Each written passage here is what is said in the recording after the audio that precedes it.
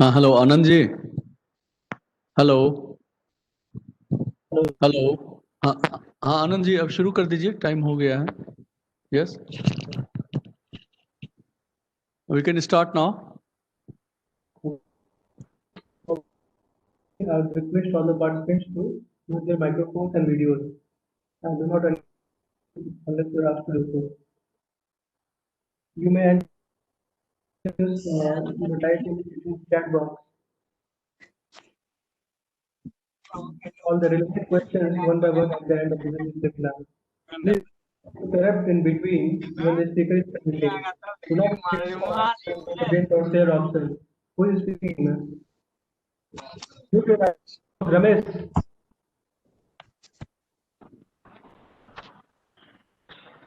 Okay. Moving ahead, let me take this opportunity to start this webinar. Very good afternoon to present in this webinar. I welcome you all in this webinar which is themed on the topic application of internet things in civil engineering. And we are really fortunate to have Professor Saurabh Suman, who is an assistant professor in the Department of Computer Science and Engineering at Government in Mumbai to discuss on this topic out of his experience in this field. Uh, Request our respected principal sir to speak few words and welcome our guest speaker.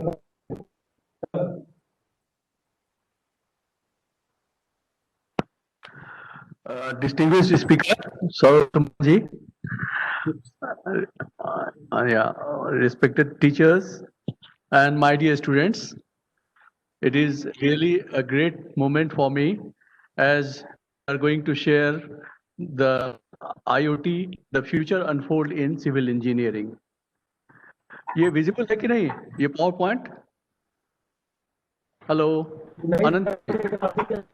इसका present कीजिए एक minute रुकिए sir मैं आपको हाँ हाँ hello अब sir कीजिए तो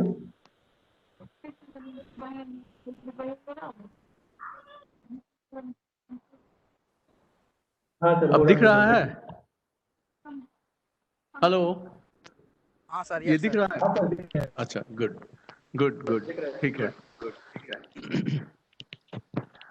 हाँ, ये IoT the future unfold in civil engineering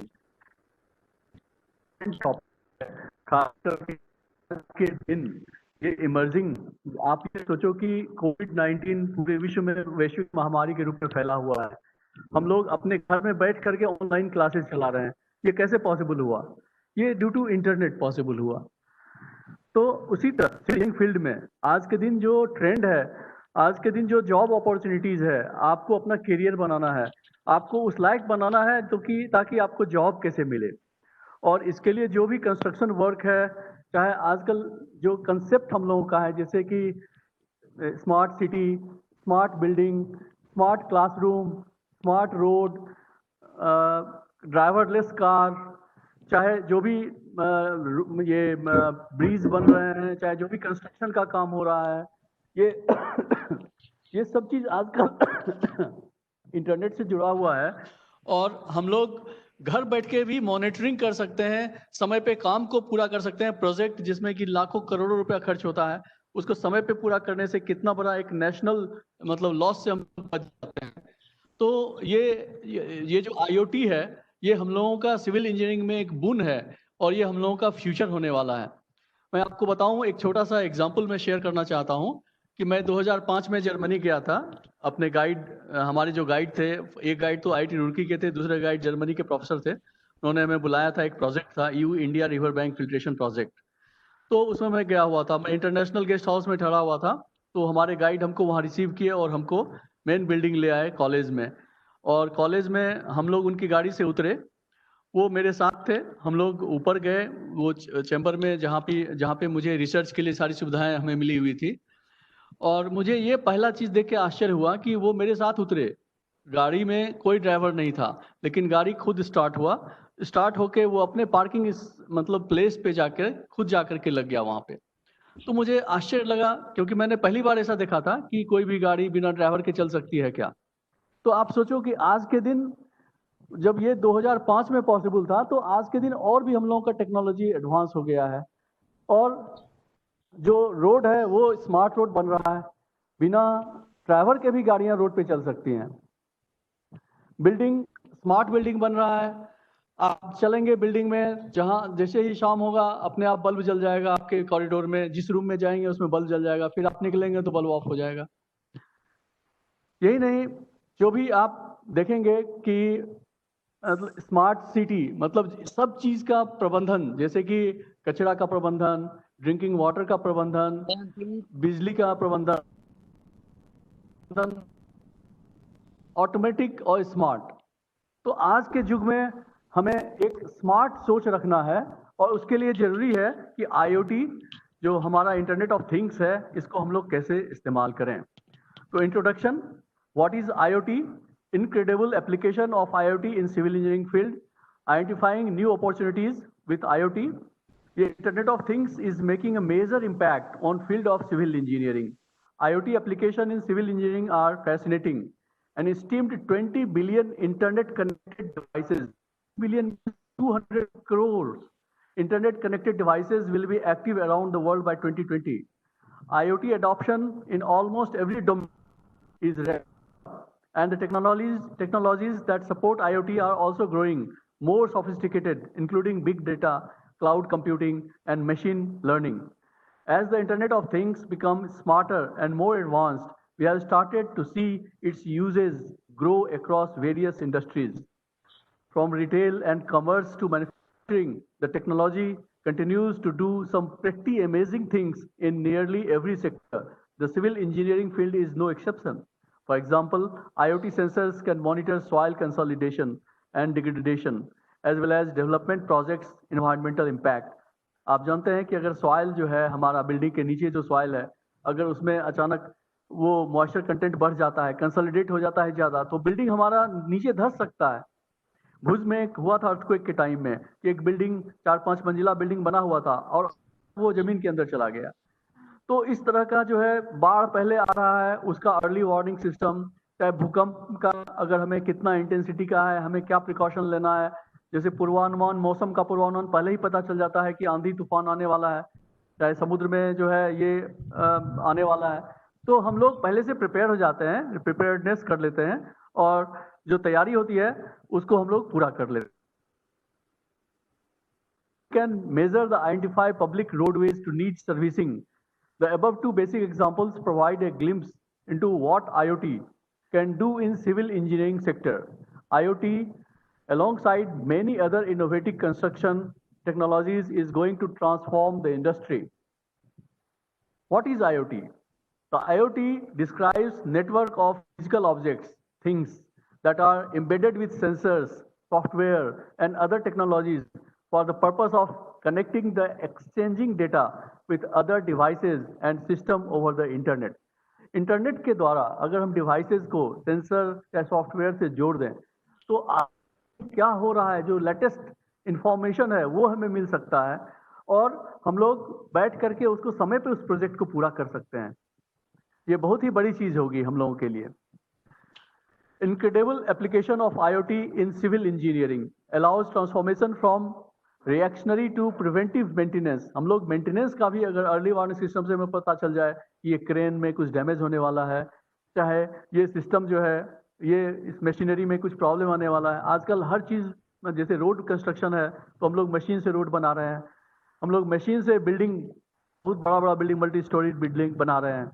तो अगर कहीं पे कोई प्रॉब्लम आने वाला है तो सॉफ्टवेयर के जरिए, चाहे आईओटी के जरिए हम लोग पहले ही उसके बारे में जानकारी ले लेंगे और हम लोग उसका मेंटेनेंस समय से पहले कर लेंगे तो वो एक्सीडेंट होगा ही नहीं। Creates automated and reliable documentation, और डॉक्यूमेंटेशन भी हम लोग अच्छे ढंग से कर सकते हैं। Provide a seamless project safety platform, enhances operational intelligence support, allows this IoT allows transformation from reactionary to preventive maintenance. हम लोग reactionary से preventive maintenance की ओर आ रहे हैं। Most maintenance progress are corrective और reactionary। इसमें बहुत सारा चीज है, मैं उतना डिटेल में अभी नहीं जाऊंगा। हमारे जो मेन वक्ता हैं, जो स्पेशल हमारे जो स्पीकर हैं, मैं उनको अब रिक्वेस्ट करूंगा कि वो इसके बारे में आपको बताएं। ठीक है। I will welcome Sri Saurabh ji. Hello. Thank you, sir. Hello. Thank you, sir. Hello. Thank you, sir. Okay, welcome. Welcome, Saurabh Thank ji. you. Thank you, sir. Welcome. हाँ,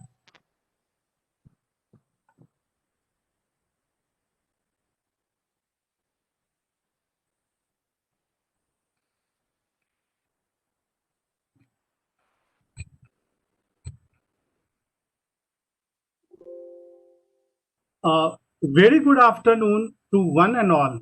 I would like to say thanks Professor Asim Kumar Thakur sir, Principal GP Bhagalpur for providing opportunity to give webinar on application of Internet of Things in civil engineering.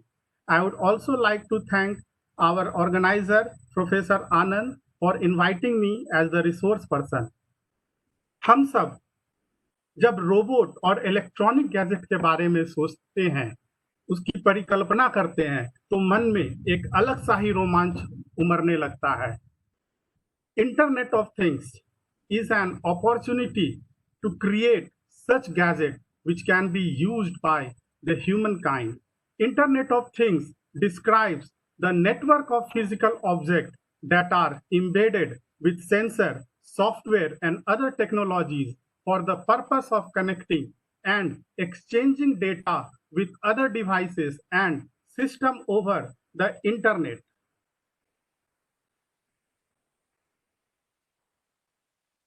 My presentation outline will be discuss about an introduction to Internet of Things.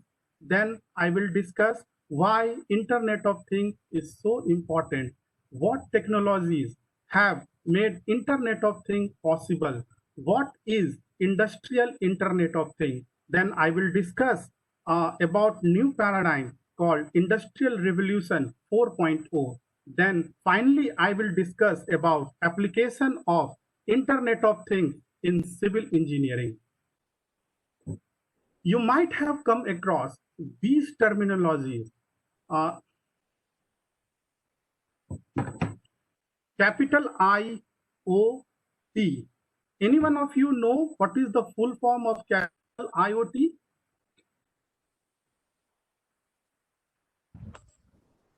Yes, sir. No. Internet of Sir. Things. Internet of Things. Actually, this is not Internet of Things. This capital I, a small o, and capital T is Indian Institute of Technology. No, interoperability of operativity testing. So I will explain you. Then IoT. IoT stands for Internet of Things. Then IIoT. It stands for Industrial Internet of Things. Then IoE stands for Internet of Everything. So as I said, IoT, interoperability testing, Internet of Things, Industrial Internet of Things, and Internet of Everything. सबसे पहले हम लोग समझने की कोशिश करेंगे कि internet of things क्या है.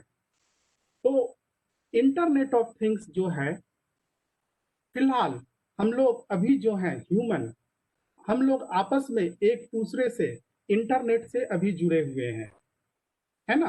तो यहाँ थिंग का मतलब क्या है? ऑब्जेक्ट. ये ऑब्जेक्ट जो है हमारा human being as well as जो भी हमारे पास थिंग है, जैसे कि ये हमारा वाटर बॉटल, ये भी इंटरनेट से यदि जुड़ा हुआ है तो इसको हम लोग इंटरनेट ऑफ थिंग्स कहेंगे. फिर हमारा मोबाइल, हमारा लैपटॉप, हमारे रेफ्रिजरेटर, हमारा वॉशिंग मशीन, ये सारे चीज यदि इंटरनेट से जुड़े हैं तो इसको हम लोग इंटरनेट ऑफ थिंग्स कहेंगे. राइट. तो इसको हम लोग machine to machine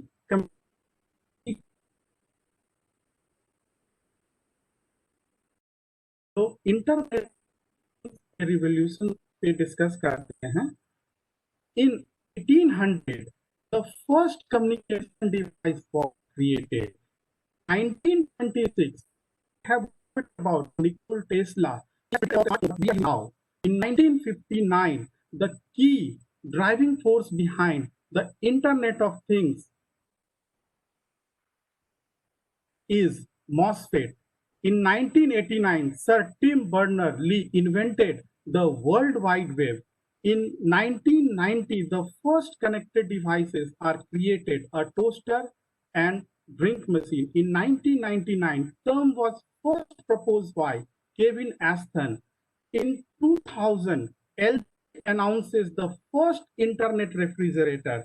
Here, the refrigerator, it is connected with the internet. मैं आपको इसको एक्सप्लेन करना चाहूंगा. हमारा जो रेफ्रिजरेटर इंटरनेट के माध्यम से कनेक्टेड है. मैं अभी ऑफिस में हूं और मैं जानना चाहता हूं कि मेरे रेफ्रिजरेटर के अंदर क्या क्या है, तो मैं अपने ऑफिस से ही जान जाऊंगा. या फिर मेरे रेफ्रिजरेटर में फर्ज करो कि आज फल खराब हो गया है और मैंने देखा नहीं है, तो मुझे ऑटोमेटिकली एक एसएमएस आ जाएगा कि हमारे रेफ्रिजरेटर में फल नहीं है, तो मैं ऑफिस से घर आते वक्त मैं फल को खरीद कर ला सकता हूं. तो idea was something like that कि हमारे पास जो डिवाइसेस हैं, मैं उन डिवाइसेस को किस तरीके से इंटरनेट से कनेक्ट कर सकता हूं और मैं उसको किस तरह से बेटर यूज कर सकता हूं. फिर इन 2005 फिर एक नई बात सामने आई कि any time any place connectivity for anyone. फिर 2011 में एक नया प्रोटोकॉल आया जिसको कि हम लोग IPv6 प्रोटोकॉल कहते हैं. फिर 2013 में इंटेल नाम की कंपनी ने IoT सॉल्यूशंस बनाया और इंटरनेट ऑफ थिंग्स में बहुत सारी कंपनियां जैसे कि IBM, सिस्को, Amazon, ये सब और भी बहुत सारी कंपनियां जो हैं इंटरनेट ऑफ थिंग्स के सॉल्यूशंस को प्रोवाइड करती हैं.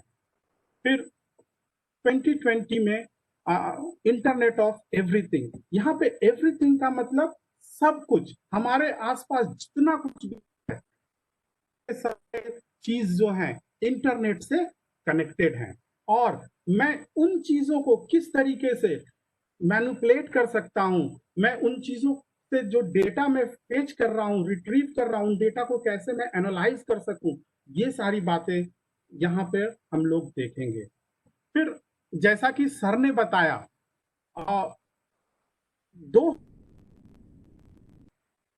हमारे वर्ल्ड का पॉपुलेशन 6.3 बिलियन था और हमारे कनेक्टेड डिवाइस करीब 0.5 बिलियन थे और कनेक्टेड डिवाइसेस पर पर्सन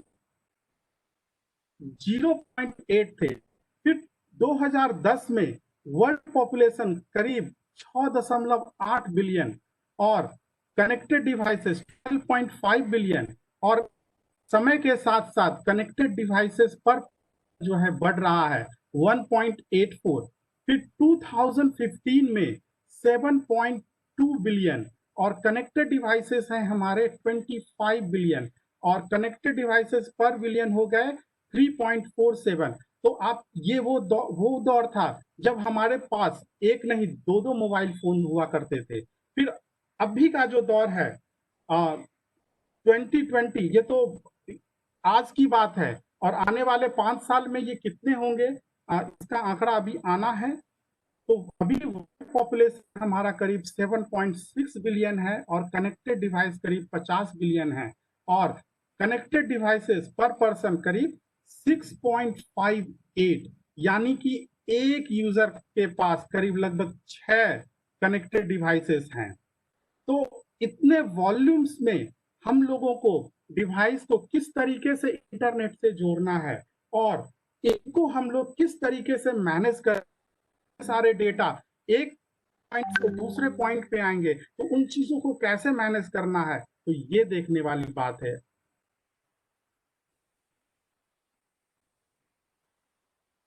और ये जो स्टैटिस्टिक्स आपके सामने है, यहाँ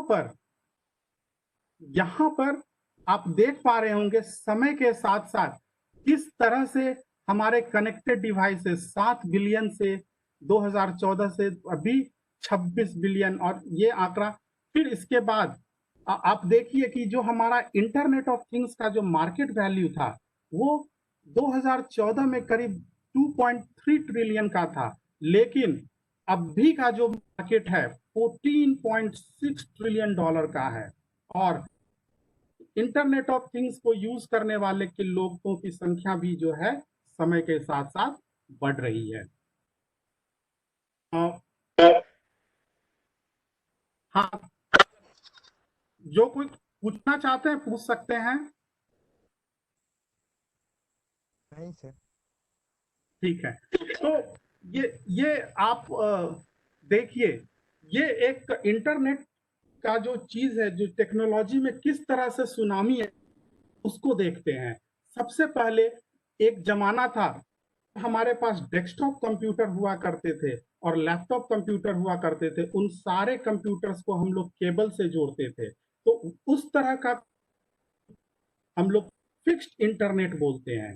फिर समय के साथ साथ लोगों ने वायरलेस कम्युनिकेशन के बारे में बात करना स्टार्ट किया, मोबिलिटी के बारे में बात करना स्टार्ट किया कि बिना वायर कनेक्शन के हम लोग इंटरनेट से किस तरह से जुड़ सकते हैं। तब फिर एक नई क्रांति आई जिसको कि हम लोग मोबाइल इंटरनेट कहते हैं। ये वो दौर था जब मैं स्टूडेंट हुआ करता था और नई नई कंपनियां के जो एचआर वगैरह जो होते थे, उस समय हम लोगों को पाम डिवाइसेस, मोबाइल, स्मार्टफोन वो सब बताते थे, मोबाइल टेक्नोलॉजी के बारे में बताते थे।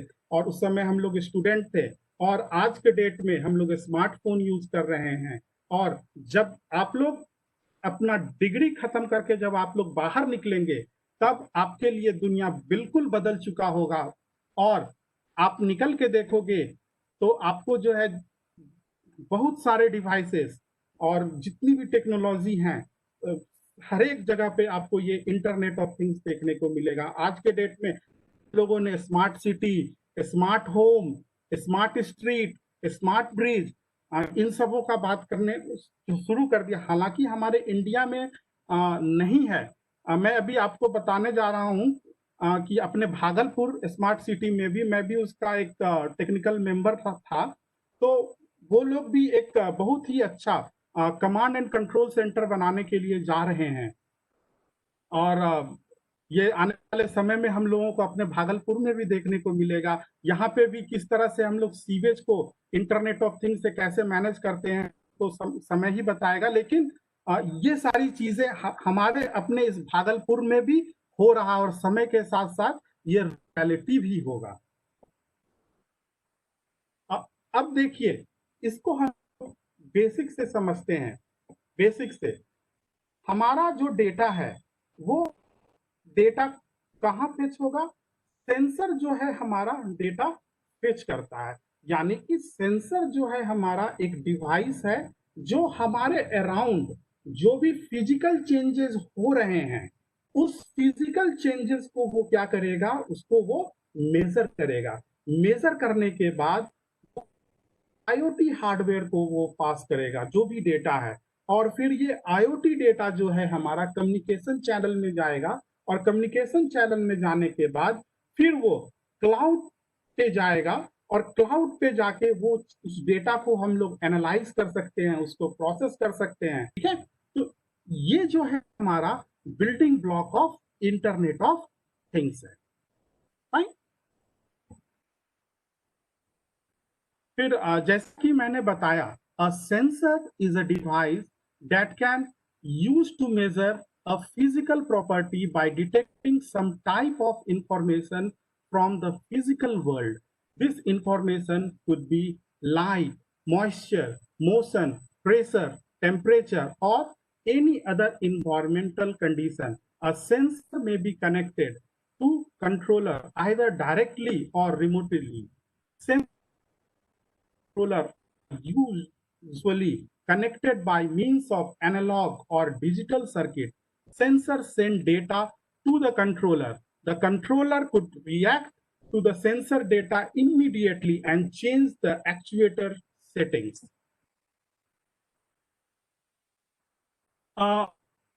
इस एक्सप्लेन करने से पहले मैं आपको एक फायर अलार्म के बारे में बताऊंगा। फायर अलार्म बहुत ही सिंपल सिस्टम है। यहाँ पे क्या होता है, एक स्मोक सेंसर होता है, ठीक।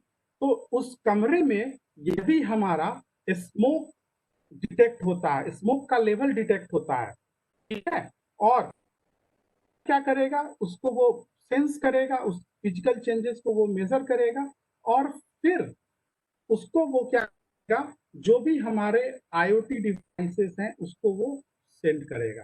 फाइन। फिर क्या होता है कि हमारा जो कंट्रोलर है उसको प्रोसेस करेगा, प्रोसेस करने के बाद मुझे बताएगा कि उस जगह का जो है स्मोक का लेवल जो है बढ़ गया है, तो मुझे एक बजर या फिर एक अलार्म बजाने की जरूरत है। तो ऑटोमेटिकली तो वो जो बजर जो है हमारा, वो उसको मैं क्या कहूंगा, उस बजर को मैं क्या कहूंगा, एक्चुएटर कहूंगा। यानी कि सेंसर का काम क्या है, डेटा को सेंस, कंट्रोलर का काम क्या है, जो भी कैप्चर डेटा है उसको प्रोसेस करना, कंट्रोल करना, और फिर एक्चुएटर जो कि मेरा एक्शन लेता है, इंस्ट्रक्शन देना। तो इस साइकिल को समझना होगा। सेंसर से डेटा सेंस हुआ, फिर वो कंट्रोलर पे गया, कंट्रोलर उसको प्रोसेस किया, प्रोसेस करने के बाद वो जो है के लिए रिक्वेस्ट किया, किसको, एक्चुएटर को, एक्चुएटर एक्शन परफॉर्म किया। तो इस तरह से हमारा सिस्टम चलता है। फाइन।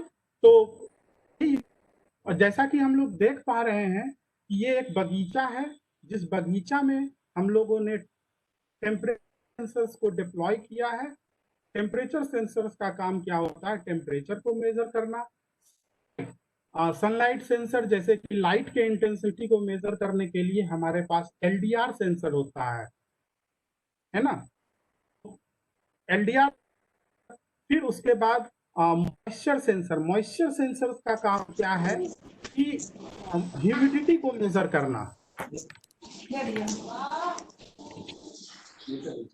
फिर ये देखिए डिफरेंट टाइप्स ऑफ सेंसर्स जो कि हम लोग इंटरनेट ऑफ थिंग्स में इस्तेमाल करते हैं, जैसे accelerometer, proximity sensor, infrared sensor, gas sensor, temperature sensor, chemical sensor, smoke sensor, motion detector sensor.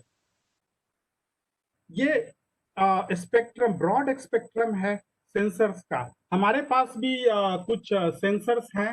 आपको मैं यहाँ पे यदि फिजिकली प्रेजेंट होता तो मैं आपको दिखा पाता, पता नहीं इस कैमरा से कितना मैं शेयर कर पाऊंगा।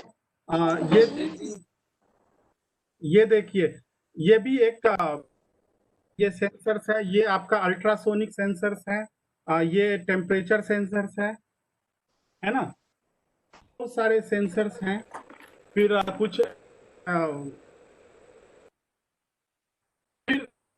एक्चुएटर्स भी मैं आपको दिखाना चाहूंगा, जैसे कि ये हमारा ये स्टेपर मोटर्स है, ये मोटर है। आप लोग देख पा रहे हैं, पता नहीं ये तो काफी छोटा है, मेरे पास काफी प्रोटोटाइप वर्जन में है। ये है ना, ये सभी हैं।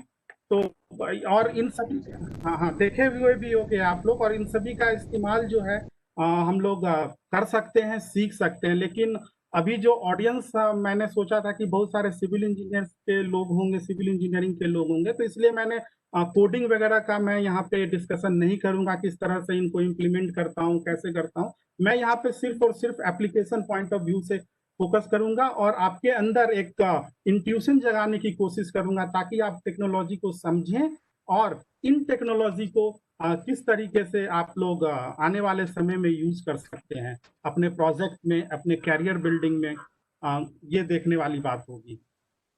जैसा कि मैंने बताया था, एक्चुएटर, एक्चुएटर का काम क्या है, एक्शन लेना। तो कंट्रोलर क्या करेगा कि आप भैया ये एक्शन को परफॉर्म कीजिए, और एक्चुएटर आपका एक्शन लेगा। फिर जैसा कि हम लोग देख रहे हैं, an actuator is a basic motor that can be used to move or control a mechanism or system based on a specific set of instruction. Typically in industrial Internet of Things, there are three types of actuator: electrical, hydraulic and pneumatic. Electrical का मतलब समझ रहे हैं, ऐसा actuator जो कि electrically जिसको कि कंट्रोल किया जा सके। हाइड्रोलिक का मतलब पानी या फिर लिक्विड, न्यूमेटिक्स का मतलब हवा, है ना। तो ये है। फिर an actuator can be responsible for transforming an electrical signal into physical output. This physical output could provide information to a user via LED or modify other devices or environment. तो एक प्रोजेक्ट है जिसको कि आप लोग internet पे search कीजिएगा, छोटू गणेश करके। आप लोग पता नहीं, पटवन का जब समय होता है तो खेतों में जब है कि मुझे मोटर चलाना है तो रात में जाना पड़ता है मोटर चलाने के लिए। वहां पे जो पंपिंग सेट, जिसको कि हम लोग गांव देहात में बोलते हैं, पंपिंग सेट को बोलते हैं, और उसको चलाने के लिए गांव देहात ये जाके उसको ऐसे ऐसे करके पंप करना, स्टार्ट करना पड़ता था, तब जाके वहां पे पानी पटवन होता था। फिर इलेक्ट्रिसिटी का भी है, तो ये सारी चीजें हैं, है ना।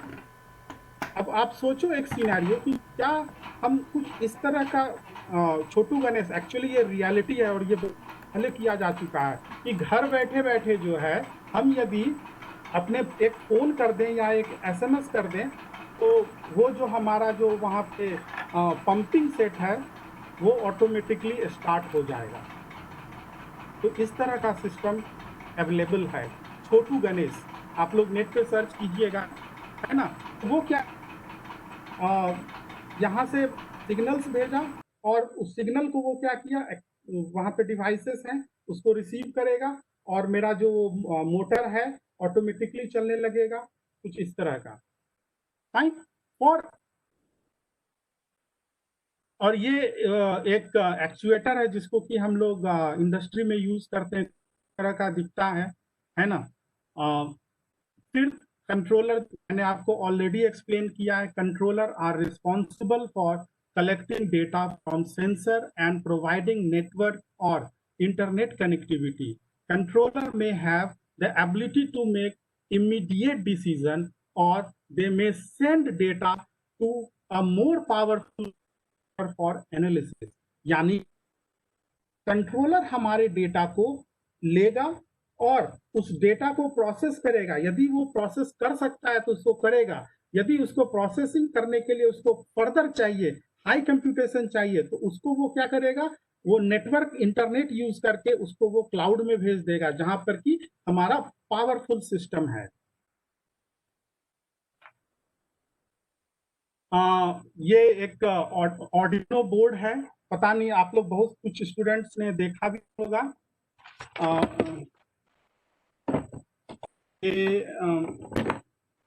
ये हमारे पास अगला एक है रास्पबेरी पाई, जिसका एक फोटो है, और ये एक रास्पबेरी पाई का भी एक है हमारे पास, जो कि मैं आपको फिजिकली दिखा रहा हूँ। फिर IIT बॉम्बे वाले ने, आप लोग का भी कॉलेज साइज जुड़ा होगा ई यंत्रा से, तो ये ई यंत्रा का अटमेगा का ये है, रोबोट है। इसमें भी एक माइक्रो कंट्रोलर होता है जिसको कि हम लोग प्रोग्रामेटिकली, ये भी काफी पावरफुल है, हम लोग इससे बहुत सारे काम जो है कर सकते हैं।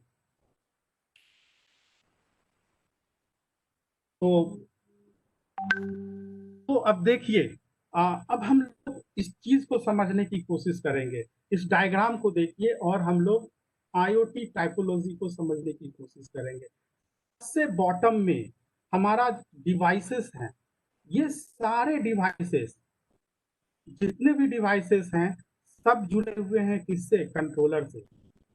फाइन। तो फॉर एग्जांपल ये डिवाइस जो है हमारा डेटा जनरेट करता है और इस डेटा को हम लोग कहाँ भेजते हैं, internet of things hardware controller को, और फिर वो कंट्रोलर से हमारा डेटा कहाँ जाता है, इंटरनेट पे, और इंटरनेट से हम लोग कहाँ उस डेटा को भेजते हैं, क्लाउड पे भेजते हैं, क्लाउड लेयर जिसको कि हम हमारा क्लाउड से फिर डेटा हमारा प्रोसेस होता है, कंप्यूट होता है, वहां पे हम लोग एनालिसिस कर सकते हैं, और एनालिसिस करने के बाद यदि हमको कोई एक्शन लेना पड़े तो वापस हम लोग कमांड यहां से भेज सकते हैं और हमारा कमांड वापस इंटरनेट पे आएगा, इंटरनेट से वापस कंट्रोलर पे आएगा और कंट्रोलर से हम लोग जितने भी एक्चुएटर हैं उसको हम लोग कंट्रोल कर सकते हैं। राइट? ये फॉग कंप्यूटिंग है। और फिर ये होगा पता नहीं आप लोग क्लाउड कंप्यूटिंग, फॉग कंप्यूटिंग और एज कंप्यूटिंग से अवेयर हो या नहीं हो, लेकिन मैं आपको थोड़ा सा मेरा एक एफर्ट लगाता हूं आपको समझाने के लिए कि क्लाउड कंप्यूटिंग क्या होता है। क्लाउड कंप्यूटिंग जो है एक कंप्यूटिंग पैराडाइम है।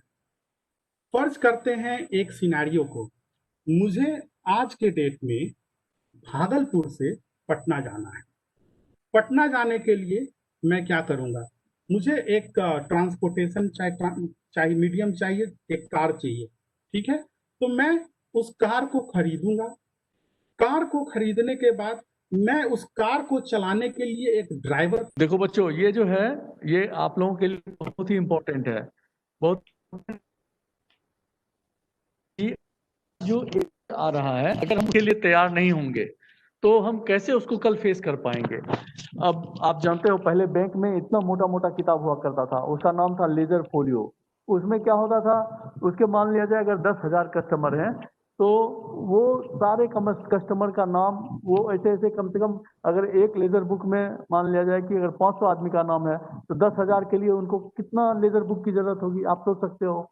कोई अगर अपना पैसा निकालने जा रहा है तो बेचारा वो फॉर्म भरता था, काउंटर पे देता था, और फिर वो लेजर बुक खोज के लाता था, उसमें देखता था कि कितना बैलेंस है, फिर माइनस करता था, लिखता था, और फिर वो पास होता था।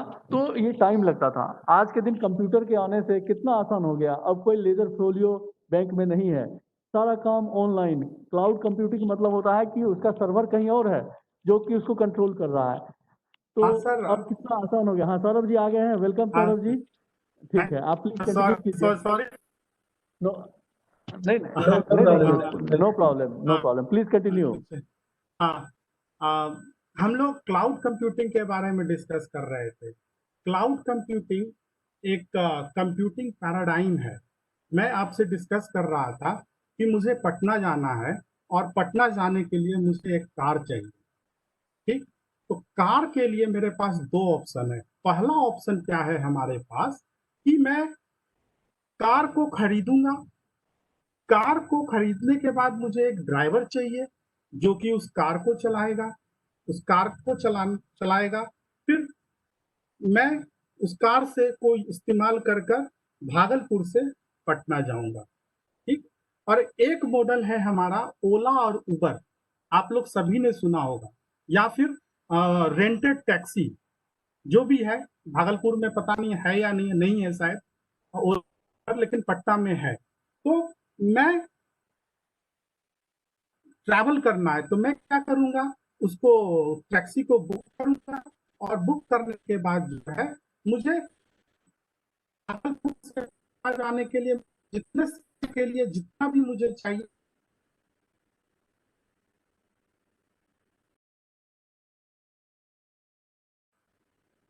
जाऊंगा। इस मॉडल को समझना है, यही इंपॉर्टेंट है, यही हो टू बी ऑनेस्ट। ठीक है, ये पे एंड यूज का मॉडल।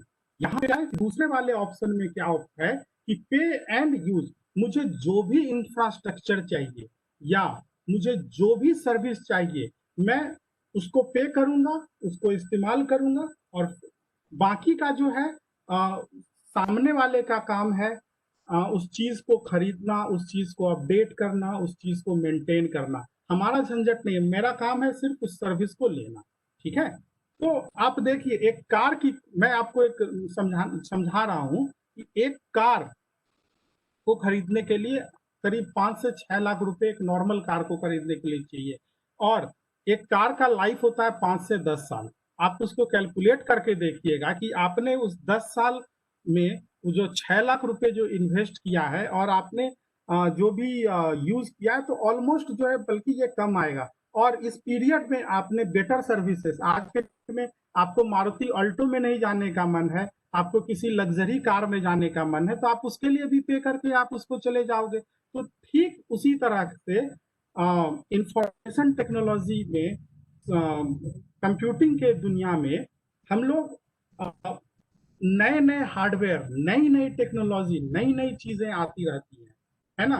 तो कंपनी के लिए या फिर जो भी हैं आईटी इंफ्रास्ट्रक्चर के लिए हम लोग हर एक बार खरीद नहीं सकते हैं, है ना। मान लीजिए कि आज के डेट में आज नया सर्वर आ गया तो हम उसको खरीद नहीं सकते हैं, तो उसके लिए हम लोग को क्लाउड कंप्यूटिंग मॉडल अपनाना पड़ेगा। क्लाउड कंप्यूटिंग मॉडल क्या है कि मुझे आईटी इंफ्रास्ट्रक्चर चाहिए तो मैं उस आईटी इंफ्रास्ट्रक्चर के लिए पे एंड यूज मॉडल को अपनाऊंगा। मुझे इतना चाहिए तो मैं उसके लिए पे करूंगा और उसको मैं इस्तेमाल करूंगा, ठीक है। आईटी ये सर्विसेज है क्लाउड कंप्यूटिंग में, 3 तरीके का सर्विस देता है। पहला service infrastructure as a service, जिसको कि शॉर्ट में हम लोग IaaS कहते हैं, इंफ्रास्ट्रक्चर एज अ सर्विस। फिर दूसरा होता है प्लेटफॉर्म एज अ सर्विस, यानी कि हमको कोई ऑपरेटिंग सिस्टम चाहिए या फिर किसी भी प्रोग्राम को रन कराने के लिए कुछ खास प्लेटफॉर्म चाहिए तो मैं उसको पे करूंगा, फाइन। फिर उसके बाद सॉफ्टवेयर एज अ सर्विस, मुझे कोई सॉफ्टवेयर चाहिए, जैसे कि आप लोग अभी सिस्को वेबएक्स सॉफ्टवेयर को आप लोग यूज कर रहे हो, ये भी एक वही मॉडल है। महीने भर के लिए, साल भर के लिए हम लोगों ने पे किया और इसको हम लोग यूज कर रहे हैं, और फिर जैसे साल खत्म हो जाएगा सॉफ्टवेयर, इसकी वैलिडिटी खत्म हो जाएगी। तो आप लोग कुछ पहले गूगल का इडू क्लाउड भी आप लोगों ने यूज किया होगा। तो ये होता है आपका क्लाउड कंप्यूटिंग मॉडल, फाइन। मतलब अब इसको क्लाउड क्यों कहते हैं, तो यहाँ पे जो हमारा डेटा सेंटर है या फिर जो आईटी इंफ्रास्ट्रक्चर है वो हमसे काफी डिस्टेंट है, काफी दूर है। आकाश मतलब आकाश क्या है, दूर है, क्लाउड क्या है, दूर है। तो इसका मतलब यही होता है, फाइन। तो हम लोग वापस आते हैं अपने कंटेंट पे।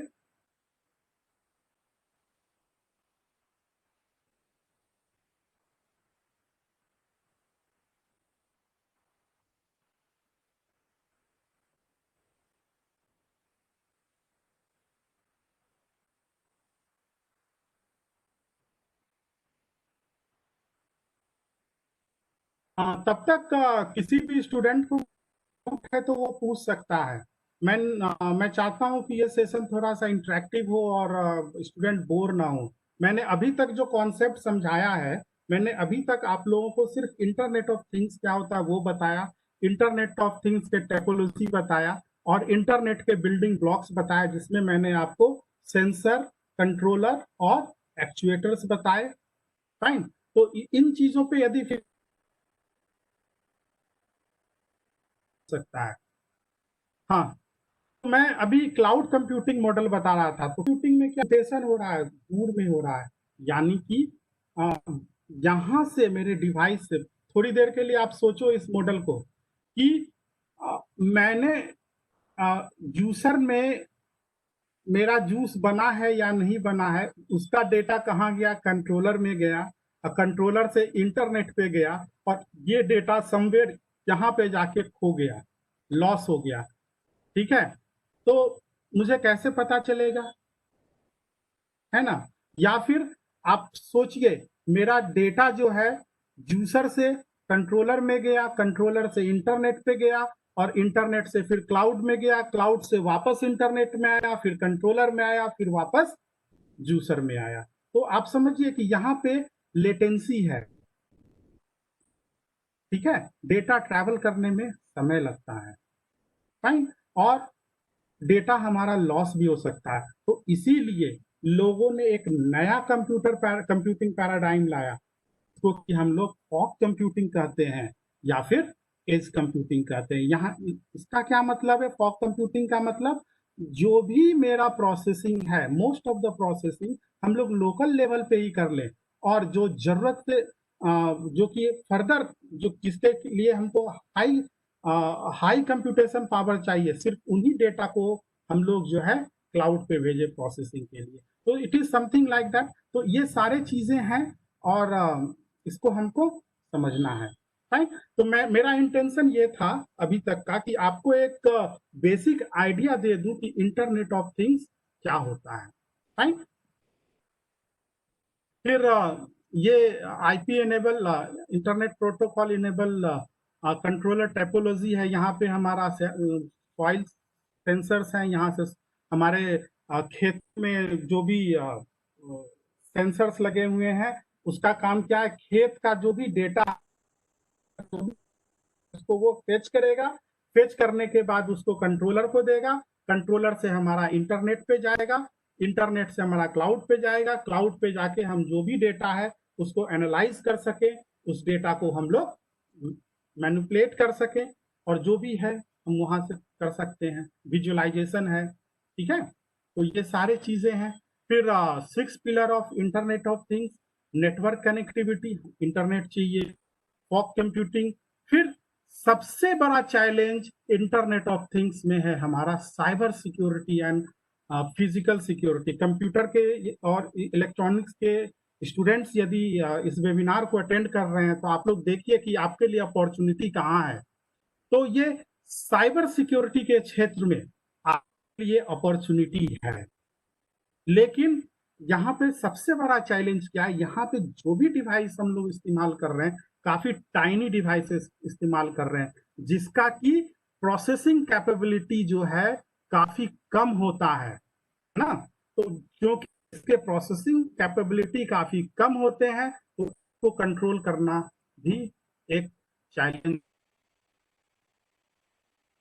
हार्ट, हमारे दिल में एक पेस मेकर लगा हुआ है, ठीक है।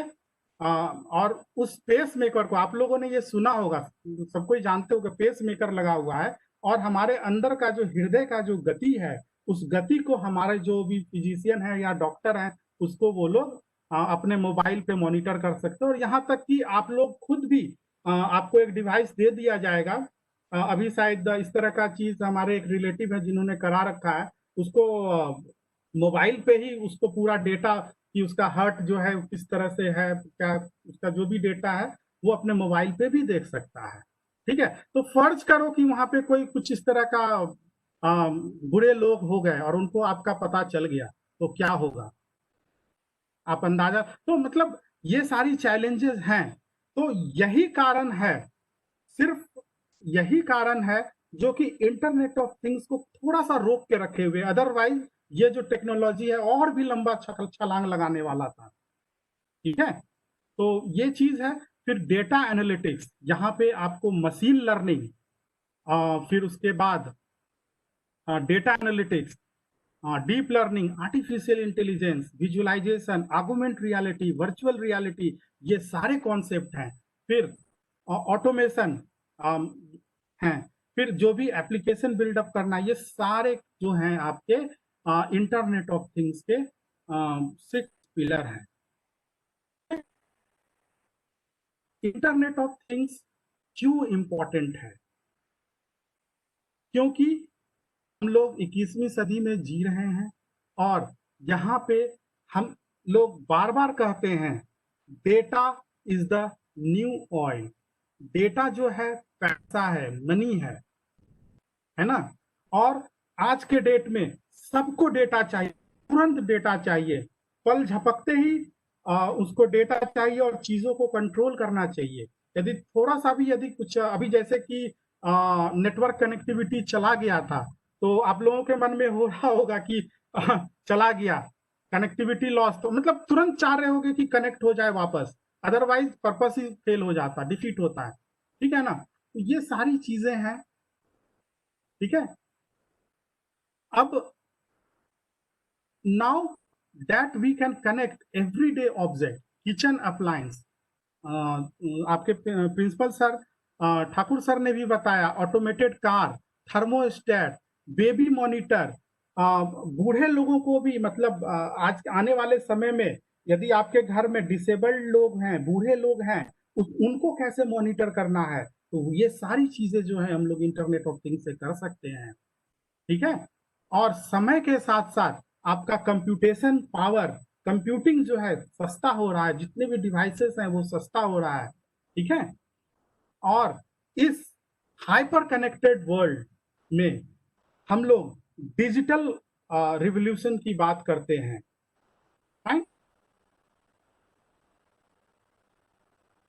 Met the digital world and they cooperate.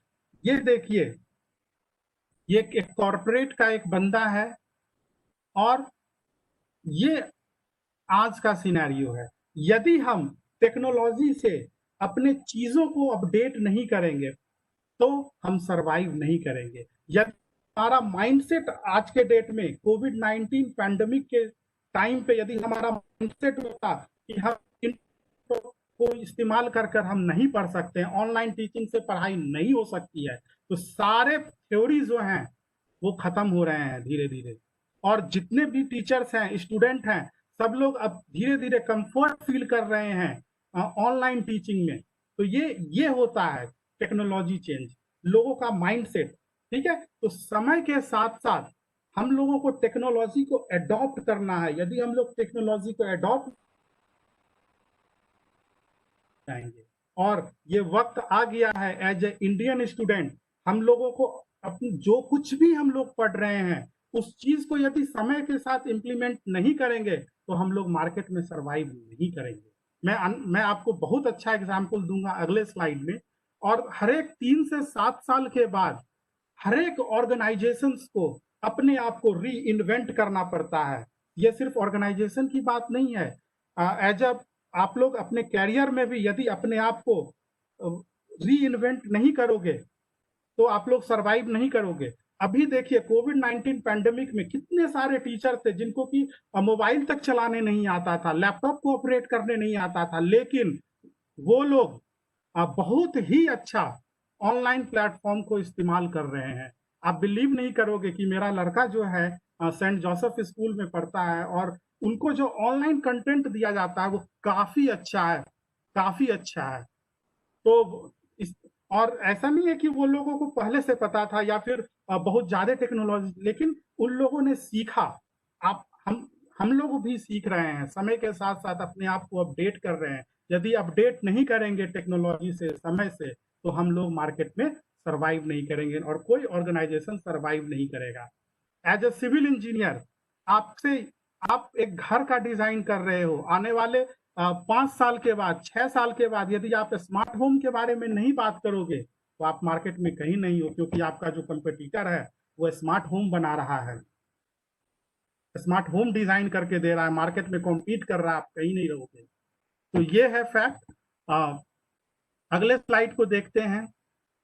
एक जमाना था, कोडैक कंपनी थी जो कि एक फिल्म बनाती थी जिसको कि हम लोग कैमरा में डालकर और फोटो खींचते थे। और वो जब दौर था जब एक फोटो खींचने के लिए जो है हमको एक्सपर्ट बुलाना पड़ता था, फोटोग्राफर बुलाना पड़ता था, या फिर किसी के पास कैमरा होता था तो एक बहुत बड़ी बात होती थी। फिर समय के साथ साथ डिजिटल कैमरा आया,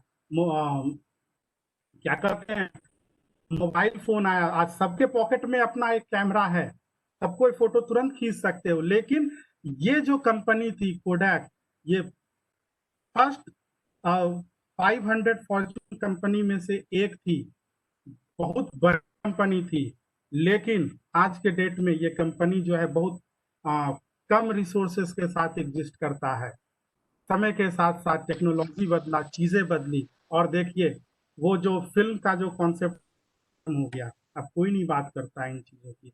अब इस चीज, फिर एक कैसेट हुआ करता था जिसका कि साइड ए और साइड बी होता था। जो भी पुराने टीचर्स होंगे या हमारे जनरेशन के लोग होंगे इस चीज को रिलेट कर पा रहे होंगे कि हम लोगों ने अपने ही में कैसेट देखा, सीडी देखा, डीवीडी देखा, अब आईपॉड देखा, क्या कहते हैं, मोबाइल में ही अब गाना सुन सकते। एक जमाना था वॉकमैन, जब हम लोग स्टूडेंट होते थे तो वॉकमैन एक पता नहीं आप लोग जानते हो या नहीं, पता नहीं, गॉड नो, क्या सुने भी होंगे। वॉकमैन एक छोटा सा चीज होता था जिसको कि लोग पॉकेट में रख के और गाना सुन सकते थे, है ना।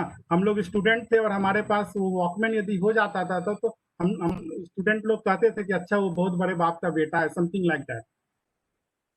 तो ये देखिए, ये आपका मोबाइल फोन है। एक ये कार्टून के माध्यम से हम आपको समझाना चाहेंगे कि ये एक मोबाइल फोन है और ये एक अपने एंसिस्टर, अपने पूर्वज का फोटो देख के कर, अच्छा हमारे पूर्वज को तो पूंछ भी है, समथिंग लाइक दैट, है ना।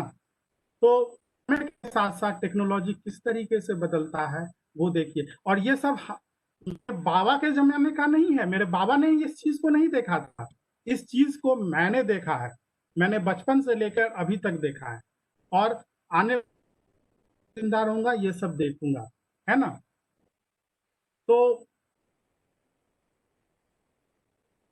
इंटरनेट ऑफ थिंग्स को कौन कौन सी टेक्नोलॉजी ने सपोर्ट किया और क्या क्या इसको पॉसिबिलिटी लाया। तो सबसे पहले जो भी हमारे इलेक्ट्रॉनिक कंपोनेंट हैं वो काफ़ी सस्ते हुए, हमारा जो सेंसर टेक्नोलॉजी है काफ़ी चीप हुआ। फिर कनेक्टिविटी कनेक्टिविटी जो है समय के साथ साथ इम्प्रूव हुआ, 2G 3G 4G, और आज के डेट में लोग 5G की भी बातें करना स्टार्ट कर दिए हैं। फिर क्लाउड कंप्यूटिंग प्लेटफॉर्म मैंने आपसे डिस्कस किया था।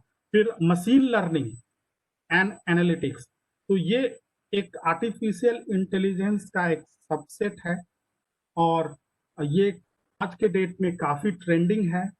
यहाँ पे भी आप लोग अपना कैरियर बना सकते हो। मशीन लर्निंग, यहाँ पे हम लोग जो कुछ भी हमारा स्टैटिस्टिकल डेटा है, और बेस्ड अपॉन स्टैटिस्टिकल डेटा हम लोग कुछ चीजों को प्रिडिक्ट कर सकते हैं, है ना। ये सारी चीजें हैं। फिर कन्वर्सेशनल आर्टिफिशियल इंटेलिजेंस, समय के साथ साथ natural language processing technology improve हुआ। आपने एलेक्सा का नाम सुना होगा, श्री का नाम सुना होगा, या फिर ये क्या कहते हैं, गूगल असिस्टेंट। आप अपने मोबाइल में बोलते हैं hello Google call my wife, call my brother, तो आपको वो ऑटोमेटिकली कॉल कर देता है। तो ये क्या है, आपके स्पीच को, आपके नेचुरल लैंग्वेज को वो आपका जो असिस्टेंट है गूगल असिस्टेंट उसको इंफर करता है, उसको वो समझता है और उसके अकॉर्डिंगली वो काम करता है। तो ये सारी चीजें जो हैं ये है। आप मान लीजिए घर में है बैठे हुए और आप चाहते हैं कि बैठे बैठे आप पता करना चाहते हैं कि, या फिर बैठे बैठे आप चाहते हैं कि पंखा को ऑन करना, तो आप से बोलिए कि स्विच फैन, तो आपका आवाज सुनेगा और पंखा जो है ऑटोमेटिकली ऑन हो जाएगा। तो it is something like that. तो ये सारे टेक्नोलॉजी जो हैं आपके इंटरनेट को सपोर्ट करते हैं, इंटरनेट ऑफ थिंग्स को सपोर्ट कर रहे हैं। फिर अगला हम लोग आते हैं इंडस्ट्रियल इंटरनेट ऑफ थिंग्स पे। तो इंडस्ट्रियल इंटरनेट ऑफ थिंग्स पे हम लोग इंडस्ट्री में आज के डेट में हम लोग इंडस्ट्री में इंटरनेट ऑफ थिंग्स को किस तरह से इस्तेमाल करते हैं।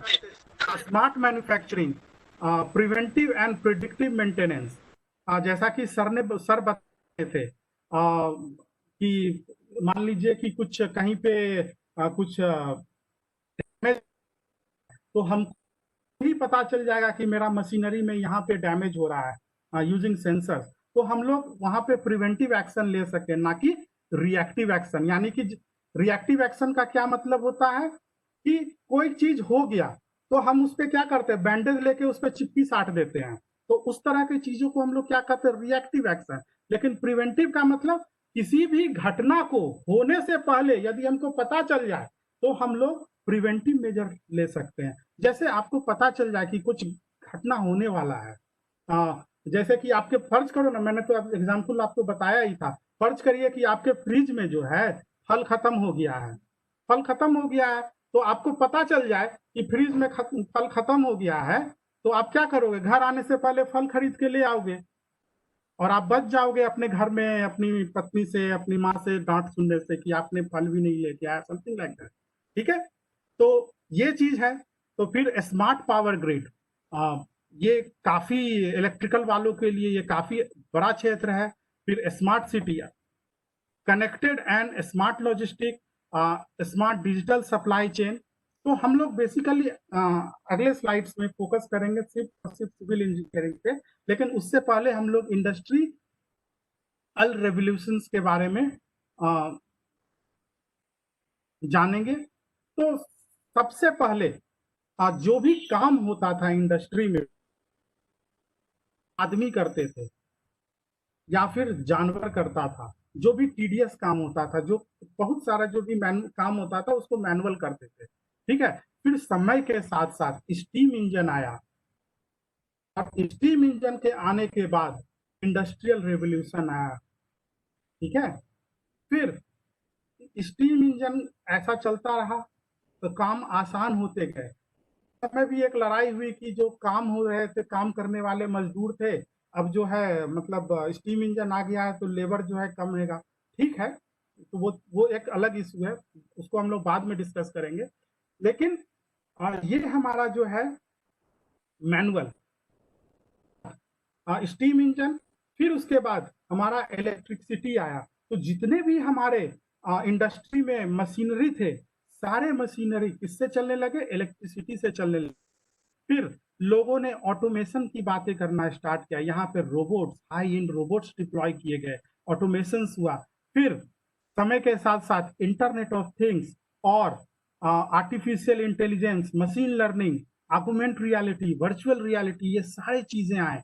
तो इस चीज को हम लोग इंडस्ट्रियल 4.0 कहते हैं। तो जैसा कि मैं आपसे कह रहा था कि सर्वाइवल के लिए हम लोगों को समझना पड़ेगा कि हम लोग आज के डेट में एज ए इंडिया, भारत के इंडिया के तौर पे हम लोग कहाँ पे एग्जिस्ट करते हैं और हम लोगों को कहाँ तक जाना है। और इसमें स्टूडेंट का बहुत बड़ा भूमिका होने वाला है, और इसीलिए आप लोगों को बार बार इस चीज पे स्ट्रेस दिया जा रहा है कि इन चीजों को आप लोग सीखिए। और शायद इसीलिए नई शिक्षा नीति में भी आप लोगों को कहा गया है, स्टूडेंट्स लोगों को, कि छठे क्लास से लोग कोडिंग सीखेंगे, साइबर फिजिकल सिस्टम्स के बारे में पढ़ेंगे। तो ये सारी चीजें जो है कोर्स में इंट्रोड्यूस किया गया है, और आपके जो नए सिलेबस भी बन के आ रहे हैं तो उनमें भी आप इन चीजों को रिफ्लेक्शन पाएंगे। Internet of things, machine learning, artificial intelligence, ये सारी चीजें आएंगी ताकि आप लोग मार्केट में सस्टेन कर सको। एजुकेशन, ये जो पहला वाला जो हम लोग देख रहे हैं, इसमें क्या है? ये ब्लैक बोर्ड है और चौक है क्लासरूम में, फिर बुक्स हैं, डेस्क है ना। फिर ये हमारा प्रोजेक्टर है। फिर ये जो चीज देख रहे हो जिसको कि हम लोग ऑनलाइन टीचिंग, जिसमें टैब है, कंप्यूटर है, ये है। फिर यहाँ 4.0 में यहाँ पे कुछ नया मशीन लर्निंग, ऑगमेंट रियलिटी और वर्चुअल रियलिटी, ये सारी चीजें आएंगी। उसी तरह से कॉन्फ्रेंस का रजिस्ट्रेशन, देखो यहाँ पे आदमी आ रहा है, पेपर पेन यूज कर रहा है। फिर यहाँ पे 1 to 1, मतलब कि एक आदमी बैठा हुआ एक सिस्टम पे अपना एंट्री करा रहा है, यानी कि ये कंप्यूटर और ये कंप्यूटर आपस में कनेक्टेड नहीं है। फिर ये सारे चीजें जो हैं इंटरनेट से जुड़ गई, तो आप घर बैठे बैठे भी कोई चीज का फॉर्म भर सकते हो। ठीक है, और फिर ये देखिए कि ये आपका बायोमेट्रिक है, आप आए और आपका तुरंत मतलब कि जो भी इंफॉर्मेशन है तुरंत वो रजिस्टर हो गया। फिर ये आपके शॉपिंग मॉल में है, ठीक है, तो ये आपका वर्चुअल रियलिटी, फिर augment reality, robotics, artificial intelligence, drones, तो ये सारी चीजें हैं। तो ये जो टेक्नोलॉजी जिनका मैं जिक्र कर रहा हूँ, ये आने वाले समय में है, जैसे कि artificial intelligence, big data, augment reality, additive manufacturing. ये भी मैकेनिकल के स्टूडेंट हैं तो इसको फोकस कर लीजिए। ये वाला चीज जो आपके लिए है आने वाले समय में, additive manufacturing, smart manufacturing, cyber security, simulation, advance material, autonomous robot system, integrated things, cloud computing, ये सारी चीजें जो हैं आने वाले इंडस्ट्री को काफी तेजी से ट्रांसफॉर्म करने जा रहा है। ये आपके बिजनेस मॉडल्स हैं, जैसे कि प्रोडक्ट मॉडल, कोई कंपनी प्रोडक्ट बनाती है, कोई कंपनी सर्विस देती है, कोई कंपनी टेक्नोलॉजी प्रोवाइड करती है, कोई कंपनी किसी चीज को सपोर्ट करती है। ठीक है, तो हम लोग अब फोकस करते हैं application of internet of things in civil engineering. So the Internet of Things has a huge impact on the field of civil engineering. Few of them are preventive maintenance programs. Internet of Things can be used for preventing the breakdown. The different sensors can be used along with intelligent device and anticipate the breakdown, and hence putting preventive maintenance in place. The sensor can collect the data in real time and report it to the maintenance crew. जैसा कि कहीं पे मान लीजिए कि कोई pillar है ना, उस पिलर पे कोई डैमेज हो रहा है समय के साथ साथ।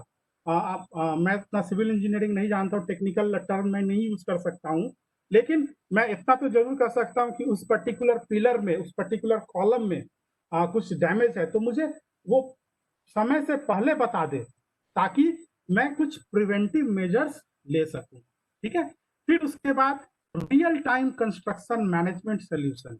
तो जो भी जैसा कि हम लोग जान रहे हैं कंस्ट्रक्शन के दुनिया में हम लोगों को यहाँ पे बहुत पैसा इन्वॉल्व है, बहुत सारे लोग इन्वॉल्व है, बहुत सारे लॉजिस्टिक्स इन्वॉल्व है। तो इन चीजों को मैनेज करने के लिए हम लोग इंटरनेट ऑफ थिंग्स का इस्तेमाल करते हैं।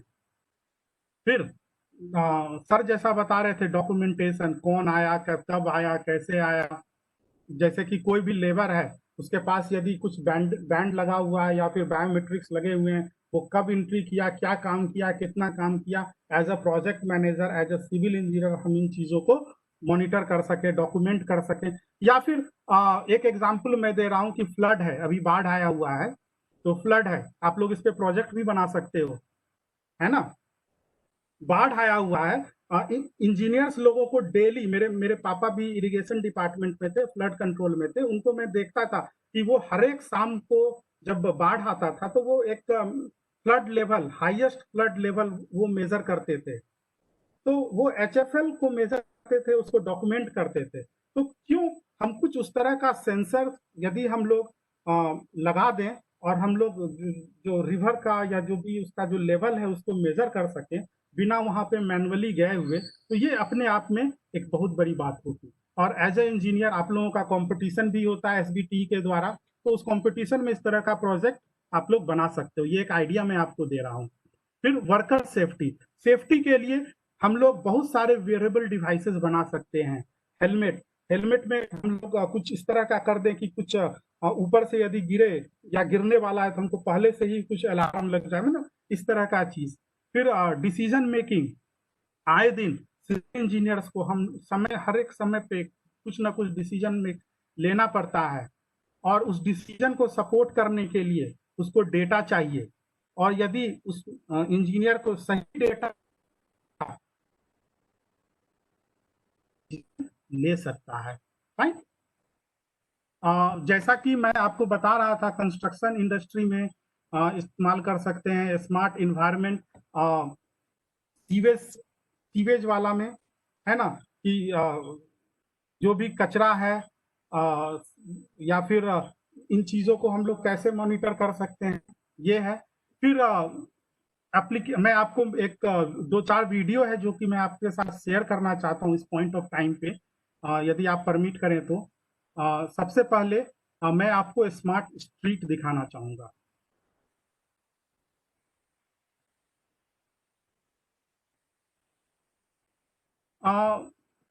आनंद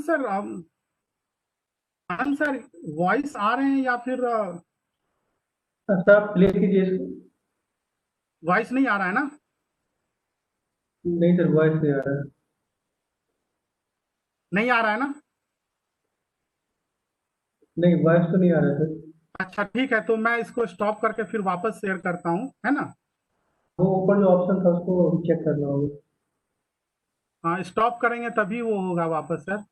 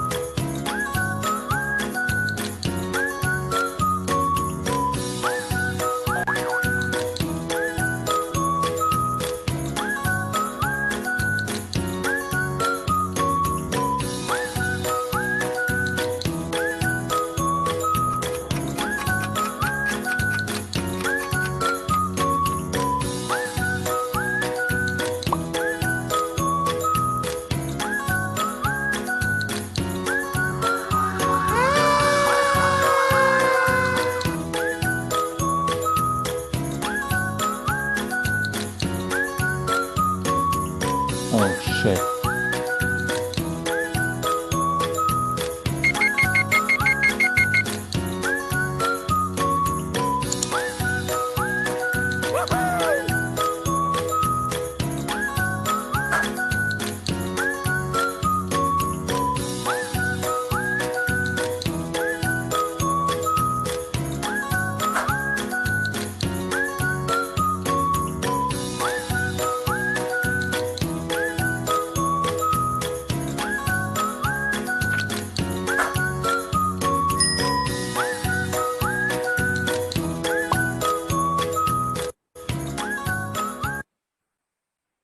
हाँ, हम लोग ने जैसा कि देखा कि किस तरह से लाइट किसी भी एरिया में चला जाता है और कमांड एंड कंट्रोल सेंटर से हम लोग डिटेक्ट कर पाते हैं कि किस पर्टिकुलर पोल में बिजली नहीं है, तो वहां से हम लोग रिपोर्ट कर सकते हैं और जो भी मेंटेनेंस वाले लोग हैं वहां पे जाके और जल्दी से उस चीज को, तो ये चीज है। फिर अगला हमारा क्या है, smart bridge.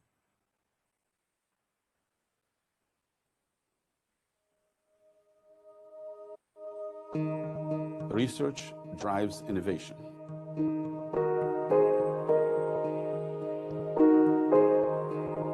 I'm Diab Kazam. I'm a senior engineering manager at Parsons, and I happen to be a researcher at Columbia University. We're here at the Carleton Lab, where we have done research for the past 15 years to advance the state-of-the-art infrastructure. When it comes to infrastructure, unfortunately, it takes a disaster to get a conversation going.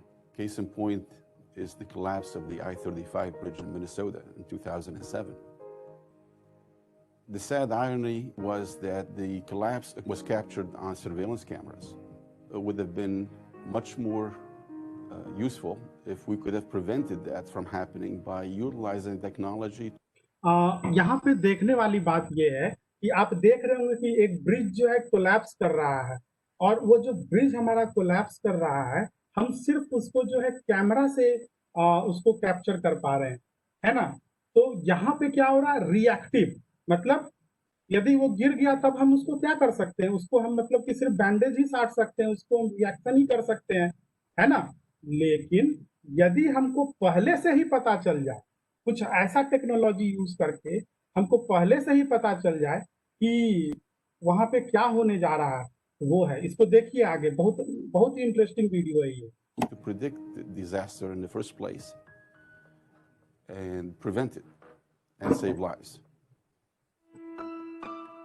The East River bridges, such as the Brooklyn Bridge, the Manhattan Bridge, Williamsburg. These bridges are over 100 years old. And we developed the technology here at Columbia to help preserve these bridges for the next century. The suspension cable is a critical element. If the cable fails, the bridge collapses. These cables are made of thousands of high-strength steel wires. We developed the technology to be able to unlock the mystery of how the cable behaves and develop miniature sensors that can be placed within the cable to measure temperature, humidity, and corrosion.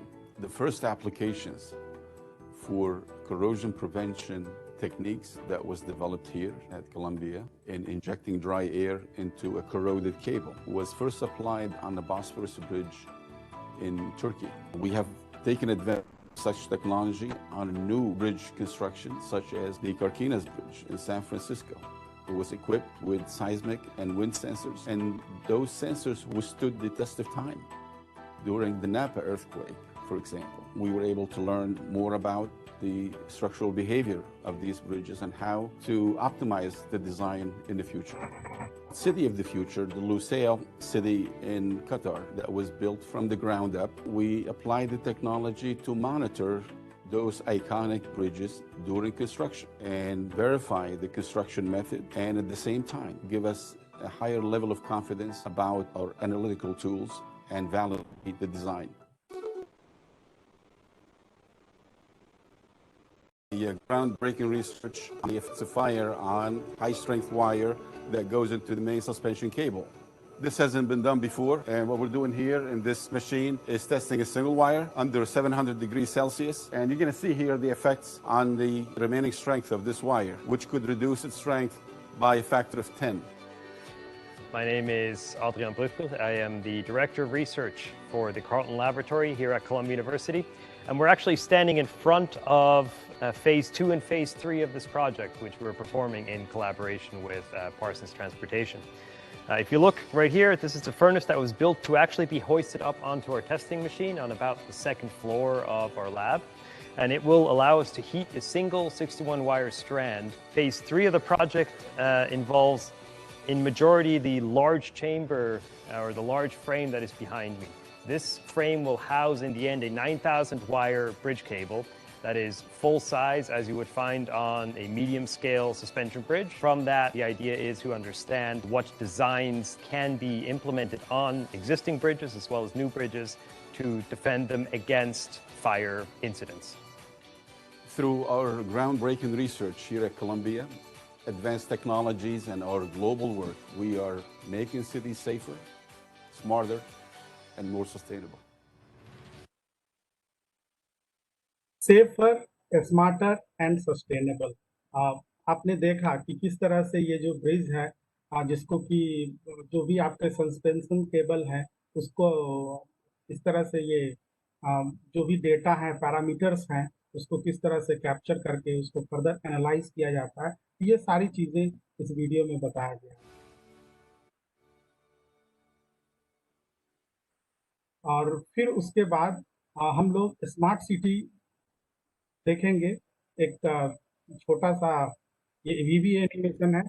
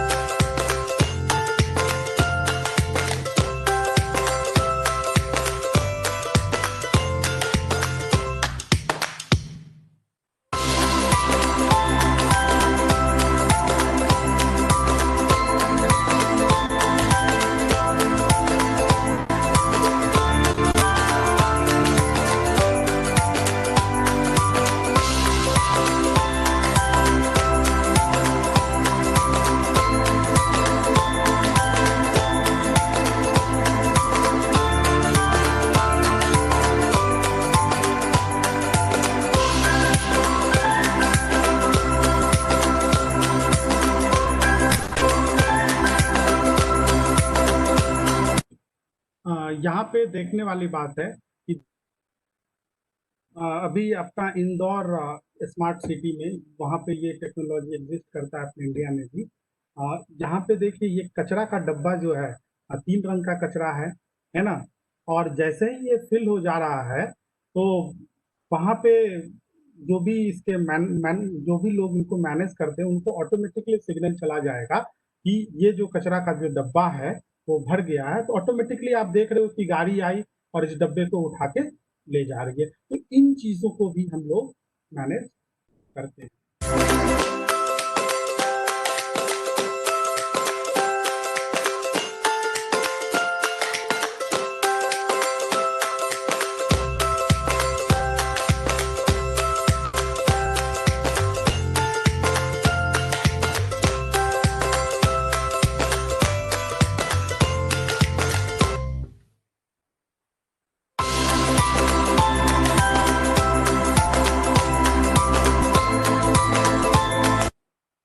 अभी देखा हम लोगों ने electricity, किसी भी शहर का जरूरत होता है, बिजली, पानी या फिर और भी जो चीज जरूरत होती है, तो उन चीजों को भी हम लोग मॉनिटर कर सकते हैं।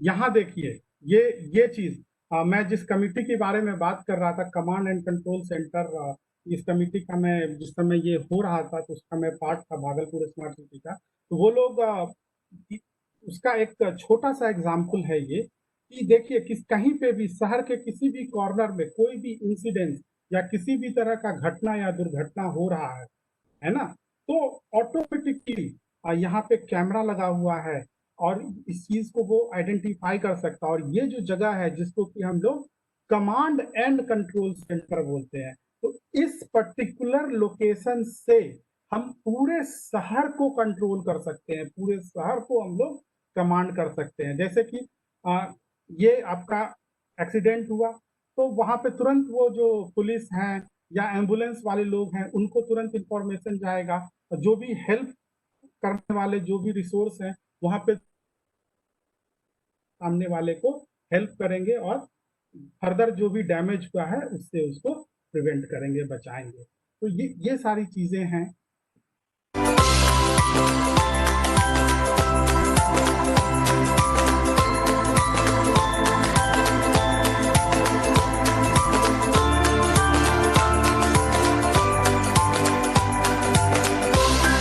ये देखिए ट्रैफिक लाइट, जो कि लाइट के इंटेंसिटी के अकॉर्डिंग जो है उसका अपना ब्राइटनेस जो है वो एडजस्ट कर, बहुत सिंपल सा एप्लीकेशन है।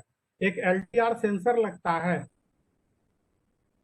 LED लाइट्स लगते हैं और कंट्रोलर ऑर्डिनो बोर्ड लगेगा। इस तरह का छोटा छोटा एप्लीकेशन, आप विश्वास नहीं कीजिएगा, 7वें 8वें के बच्चे आज के डेट में बना रहे हैं, और आप लोग तो पॉलिटेक्निक के स्टूडेंट हो, तो इस तरह का एप्लीकेशन जो है अब से बनाना सीखिए, नहीं तो समय के साथ साथ आप लोग पीछे हो जाएंगे, है ना।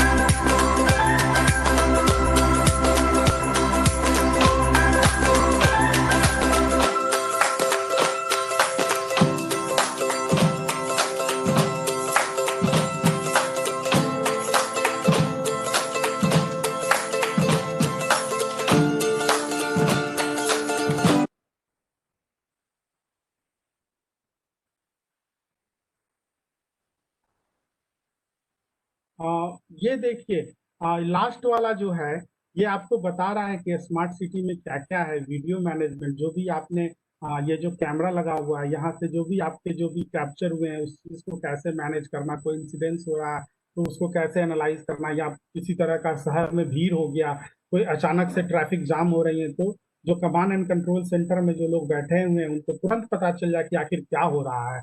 या फिर कोई आदमी वहां पे उपद्रव कर रहा है, तो वो आदमी जो है तुरंत आइडेंटिफाई हो जाए, ताकि उस पर जो है एडमिनिस्ट्रेटिव एक्शन हो सके। फिर चार्जिंग है, फिर पार्किंग मैनेजमेंट है, ऑटोमेटिक लाइटिंग सिस्टम है, वाटर मैनेजमेंट है, ट्रैफिक मैनेजमेंट है। इस तरह बहुत सारे एप्लीकेशन जो हैं हम लोग बना सकते हैं स्मार्ट सिटी में। और ये सारी चीजें भविष्य का नहीं है, ये सारी चीजें एग्जिस्ट करती हैं आज के डेट में। अपने इंडिया में भी कुछ करती हैं, कुछ विदेशों में जो स्मार्ट सिटी है, वहाँ पे बार्सिलोना करके एक जगह है, वो बहुत ही अच्छा स्मार्ट सिटी, आप लोग नेट पे सर्च कर सकते हो। आप लोग देखिएगा कि काफी टेक्नोलॉजी एडवांस हो चुका है, और ये सारी चीजें मैं कहानी नहीं कह रहा हूँ, साइंटिफिक स्टोरीज आपको नहीं बता रहा हूँ, ये सारी चीजें जो हैं रियलिटी है, आज के डेट की रियलिटी है।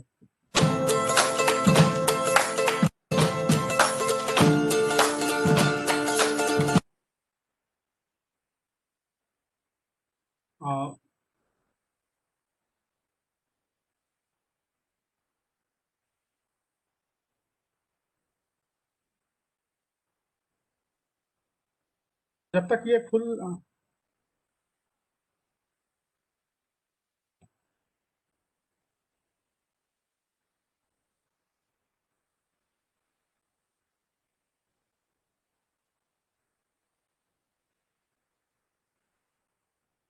ये अगला वीडियो जो हम लोग देखने जा रहे हैं ये स्मार्ट होम पे है। ये देखिए, ये काफी आपको मतलब आपके अंदर रोमांच भर देगा ये वीडियो।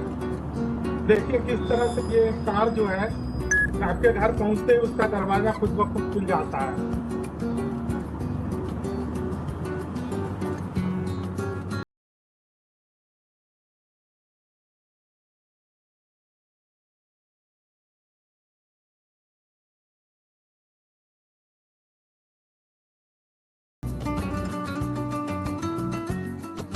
देखिए किस तरह से एक चाबी ताला का भी जरूरत नहीं है, मोबाइल से ही आप अपने घर का ताला खोल ले रहे हो।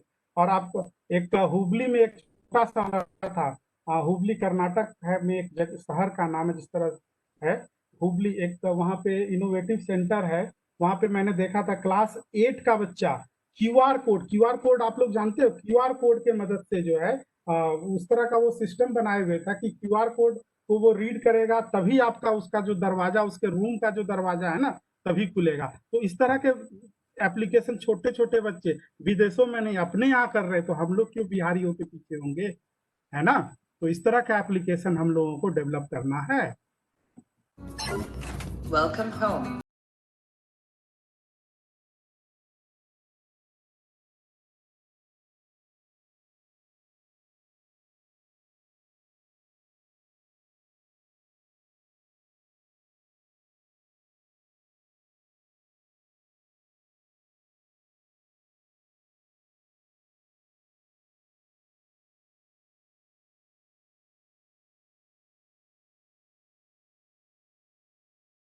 ये देखिए किस तरह से घर का इलेक्ट्रिकल इक्विपमेंट जो है जिसको कि हम लोग कंट्रोल कर रहे हैं, कर्टेन पर्दा को कंट्रोल कर रहे हैं, लाइट को कंट्रोल कर रहे हैं, एसी को कंट्रोल कर रहे हैं, फ्रिज को कंट्रोल कर रहे हैं। तो इस तरह की चीजें हैं। तो एज अ सिविल इंजीनियर जो है कल के डेट में हमारा हम मैं तो नहीं लेकिन हमारे बाद वाले जो जनरेशन है इस तरह का घर आपसे डिमांड करेंगे। तो क्या आप लोग इस तरह के घर को बना के हम लोगों को दे पाओगे, ये देखना है।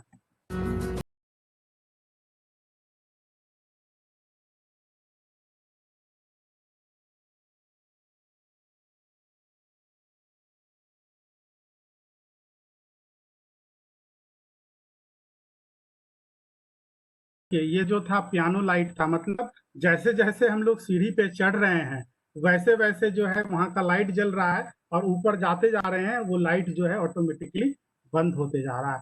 बहुत सिंपल एप्लीकेशन है, बहुत सिंपल एप्लीकेशन, आप इसको घर पे भी बना सकते हो।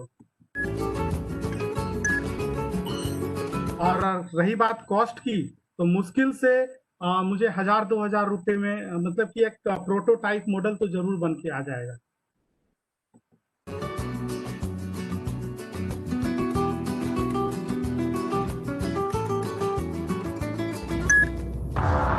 All right, let's get to work.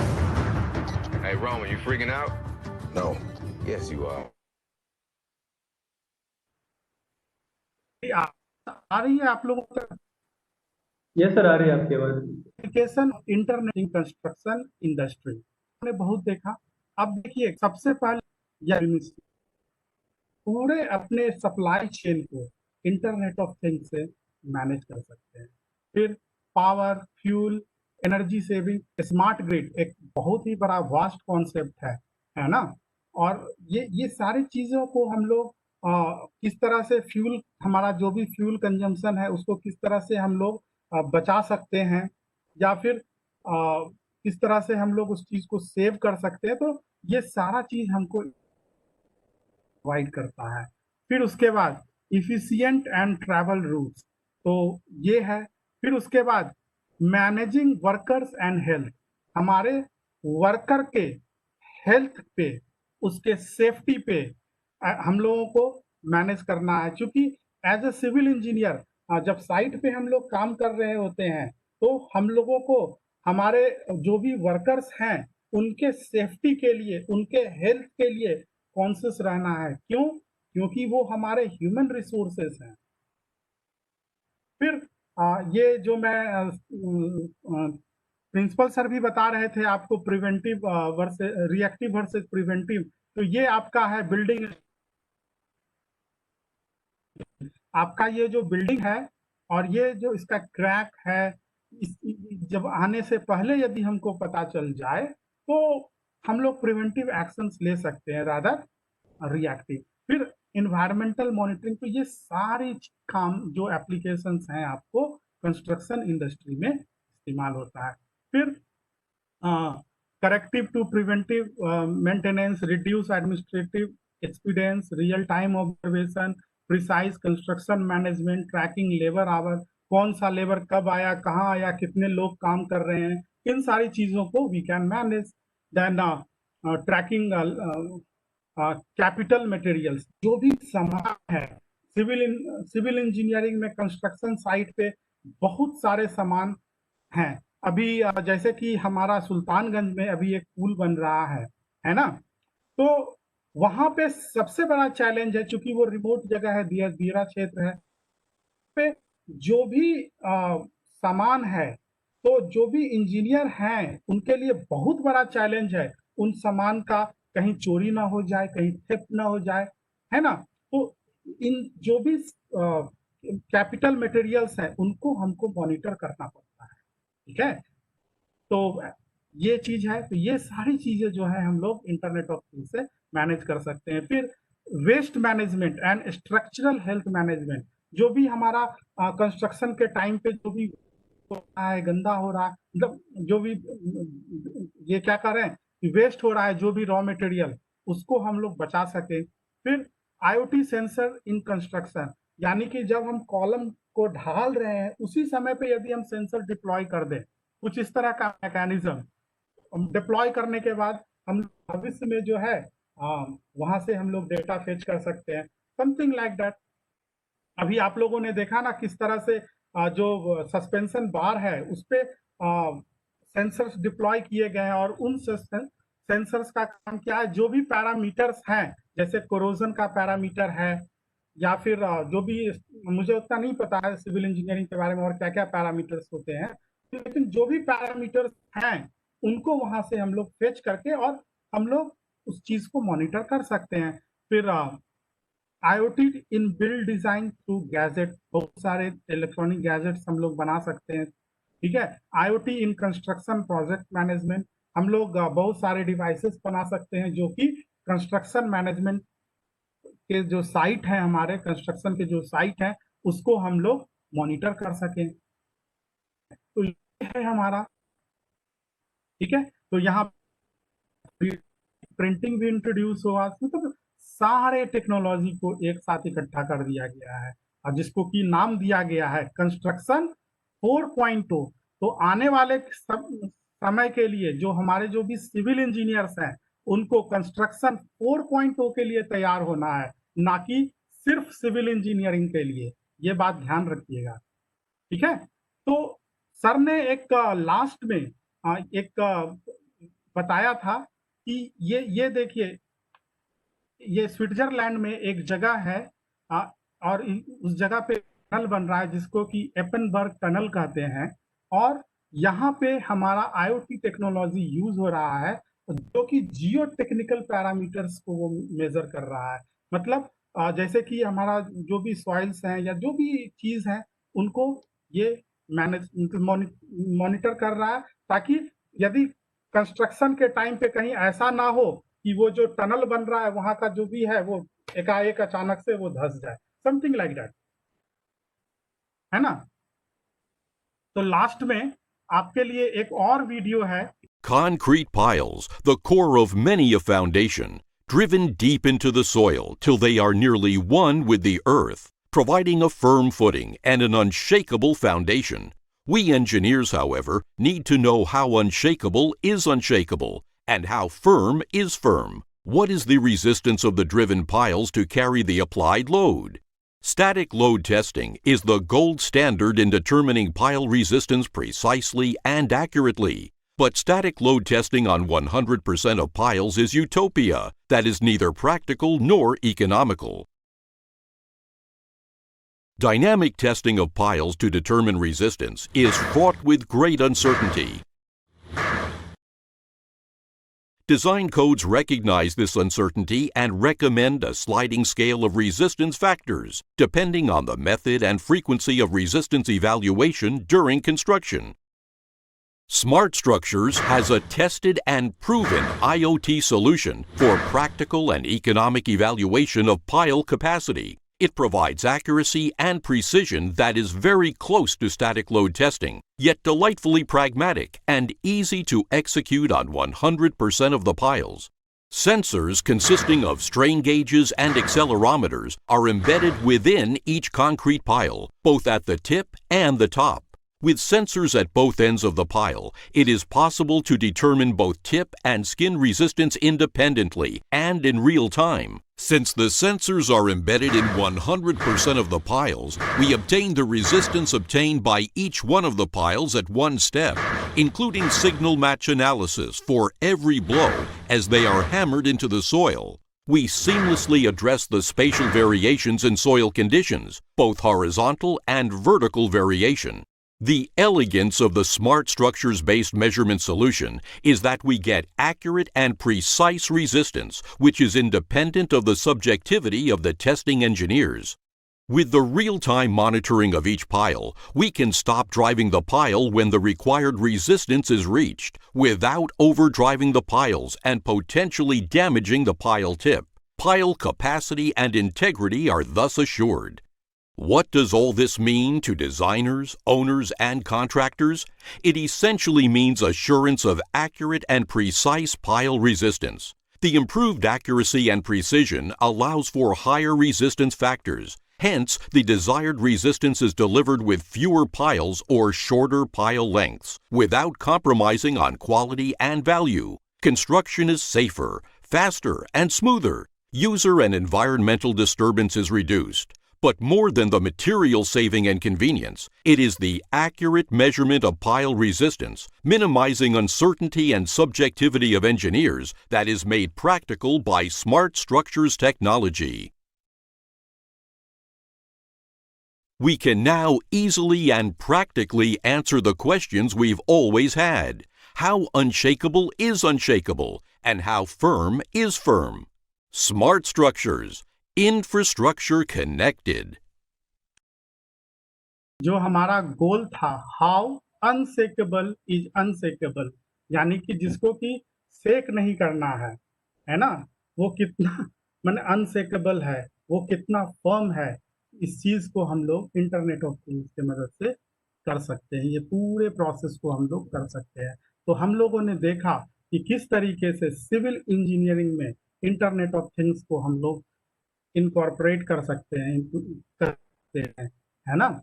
और आने वाला समय जो है ये है। तो क्या आप लोग कंस्ट्रक्शन 4.0 के लिए तैयार हैं?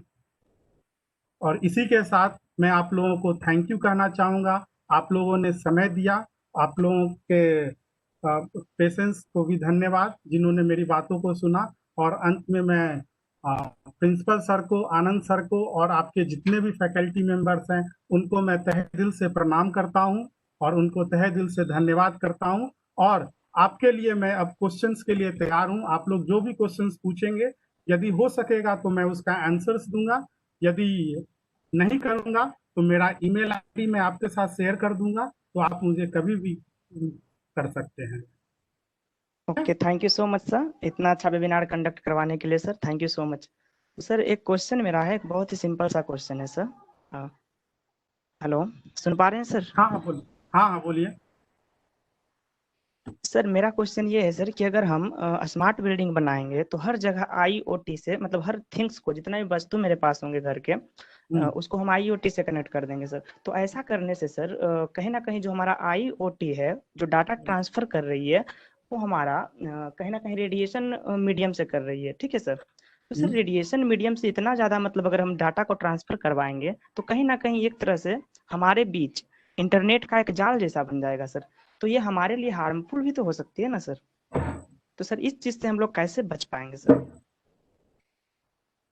ठीक, ये आपका बहुत अच्छा पॉइंट है कि आप ये कहना चाह रहे हो कि डेटा जो है हमारा ट्रांसफर हो रहा है मतलब सब मीडियम में, और जिसके कारण हजार्ड होगा।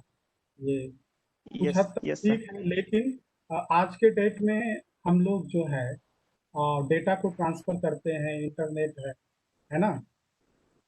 फिर भी ये उतना भी नहीं है जो कि हम कह सके, लेकिन कुछ लेवल में होना चाहिए, ये है, ये तो है। लेकिन इससे हमको बेनिफिट भी है, अदर बेनिफिट्स भी हैं। हम लोग अदर इन्वायरमेंटल पैरामीटर्स को हम लोग कंट्रोल कर सकते हैं ना। तो यस एक सर। जगह पे फायदा है तो दूसरे जगह पे नुकसान भी है। तो कहीं ना कहीं हमको इंजीनियरिंग में जो है ना ट्रेड ऑफ करना पड़ता है, चीजों को बैलेंस करना पड़ता है। ठीक है। सर जैसा कि हम लोग अभी देखते हैं सर कि ऐसा बोला जाता है कि छोटे बच्चों को फोन से दूर रखना है। तो सर अगर हम घर में हर जगह इस तरह की टेक्नोलॉजी को अगर हम यूज करने लगे तो फिर फोन से बच पाना तो मुश्किल हो जाएगा सर। क्योंकि फोन से रेडिएशन निकल रही है तो ठीक है, सब लोग जानता है, कॉमन चीज है। लेकिन जो इंटरनेट ऑफ थिंग्स हम लोग कनेक्ट कर रहे हैं वस्तुओं से, तो वहां से तो भी रेडिएशन निकल रही है ना सर। तो वहां से हम बच्चों को कैसे डिटेक्ट कर पाएंगे, मतलब कैसे बचा पाएंगे वहां से? तो लो, अब ये भी अब देखिए कि ये चीज जो है ये कितना हजार है, ये भी अभी एक रिसर्च का विषय है। ये इतना भी यस यस। हजार्डियस नहीं है कि जो कि ह्यूमन हेल्थ को अफेक्ट कर सके। फॉर एग्जांपल मैं आपको बता रहा हूँ, एक्सरे। एक्सरे लोग कभी ना कभी जीवन के किसी न किसी पॉइंट ऑफ टाइम पे लोगों को एक्सरे कराना पड़ता है, और एक्सरे आप जान लो कि बहुत हजार्डस है। एक्सरे यदि करोगे आप ना, तो मतलब कि जो लोग उस पर इन्वॉल्व हैं, जैसे कि जो एक्सरे सेंटर वाले हैं, वो लोग इन्वॉल्व हैं, तो हो सकता है उनको कैंसर भी हो जाए, है ना। लेकिन या आप भी जा रहे हो तो एक्सरे, पाँव की हड्डी टूटी हुई है तो आप तो एक्सरे करवाओगे, क्योंकि वही एक रास्ता है आपका। तो लेकिन जहां तक कि हजार्ड की बात है, जो भी आपका जो डाटा कम्युनिकेट हो रहा है ना, तो इस पे कितना वो हमको हजार्ड कर रहा है, कितना हमको नुकसान कर रहा है, ये स्टिल मैटर ऑफ रिसर्च। ये अभी नहीं कह सकते कि मोबाइल को यूज करने से हमको ये हो जाएगा, है ना। अभी भी बहुत सारी तरंग हैं, बहुत सारे वेव्स हैं जो कि हमारे एनवायरनमेंट में जा रही हैं, नोइंगली और अननोइंगली, लेकिन हमको वो उतना नुकसान भी नहीं करता है ना। सर लेकिन यानी ये कि एक आपके रिसर्च, कहने का मतलब फाइनली कि हम लोग हजार्ड्स ने मतलब नहीं कर सकते हैं किसी भी चीज को, जब तक उसके ऊपर हम लोग रिसर्च ना करें कि कितना ये नहीं नहीं नहीं हार्मफुल है नहीं, हम वो लोग के नहीं, लिए। हाँ ये देखना पड़ेगा कितना हार्मफुल है। यदि हार्मफुल है तो लोग इस पर रिसर्च जरूर कर रहे होंगे। मुझे इन चीजों का नहीं है उतना भी, लेकिन मैं जहां तक जान रहा हूँ कि ये इतना भी हजार्डियस नहीं है, ये मेरा कहना है। और लोग इस पे रिसर्च यस कर रहे हैं कि ये कितना हजार्ड कर सकता है। लेकिन ये मैं कंफर्म के साथ कर सकता हूँ, दावे के साथ कर सकता हूँ कि जिस तरह से एक्सरे है, यदि एक्सरे करने वाले जहाँ पे एक्सरे का जो एक्सपोजर होता है ना, वो काफी देर तक रहता है, वहां पे जो लोग रहते हैं उनको वो हार्म कर सकता है, वो हजार्डस है, वो मैं कंफर्म कर सकता हूँ। लेकिन अभी जो मोबाइल यूज कर रहे हैं, ये यूज कर रहे हैं, इतना भी नहीं है हजार्डस। ठीक है, इसको हम लोग एज ए ह्यूमन बॉडी उसको सस्टेन कर सकते हैं। ठीक है ना। तो जहाँ पे कहीं फायदा हो रहा है तो हम लोग इन चीजों को कॉम्प्रोमाइज कर सकते हैं, ट्रेड ऑफ कर सकते हैं, ये मेरा कहना okay sir, thank you sir. है। Thank you. सर जब सारे चीज को इंटरनेट से कनेक्ट कर देंगे तो फिर सिक्योरिटी का क्या होगा? काम कर रहे हैं, सिक्योरिटी काफी एक इशू है। मैंने जैसा आपको कहा कि ये जो साइबर सिक्योरिटी है काफी इशू है इंटरनेट ऑफ थिंग्स में, क्योंकि यहाँ पे जितने भी डिवाइसेस है काफी स्मॉल डिवाइसेस हैं, छोटे डिवाइसेस हैं, है ना। तो जिसपे कि कंप्यूटिंग कैपेबिलिटी जो है जिसका कि बहुत ही कम है, तो जिसके कारण उसको मैनेज करना मुश्किल है। और ये एक रिसर्च का विषय है, लेकिन इस पे भी बहुत हद तक लोग काम कर चुके हैं और काम हो रहा है।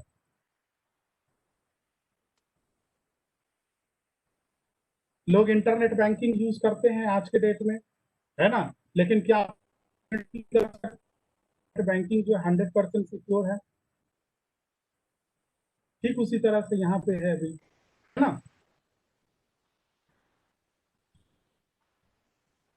हाँ, कुछ और किन्हीं को पूछना है? पियानो लेकिन स्टे लेकिन हाँ लेकिन यहाँ पे यदि हम कोई भी टेक्नोलॉजी को लाते हैं तो वहां पे कॉस्ट इन्वॉल्व होगा। एक चीज का ध्यान रखना, जिस पे बात करनी है वो मैं बता रहा हूँ। किसी भी नए टेक्नोलॉजी को यदि हम लोग लाते हैं तो वहां पे कॉस्ट इन्वॉल्व होता है ना। वो देखना है कि हम किस चीज जो चीज कर रहे हैं हमको कितना वो कॉस्ट, नहीं कि पैसे डाले जा रहे हैं क्योंकि पैसा है हमारे पास, वो नहीं। हमको कोई भी काम कॉस्ट इफेक्टिव मैनर में करना, इकोनॉमिकल वे में करना, तभी तो हम लोग इंजीनियर कहलाएंगे, है ना। हाँ, कोई और? हाँ, जी, और किसी को कुछ पूछना है क्या? ठीक है, जी कुछ बोलना है बोल के बंद कर दीजिए, काफी टाइम हो गया है। ओके सर, ठीक है सर, ठीक है। Thank you so much, Saurabh sir, for taking your time out of your busy schedule for delivering this amazing lecture on this topic, and which thank you, I sir. think which indeed will be very extremely beneficial for our students. It will add to their learning. Thank you everyone for joining us and making this webinar successful.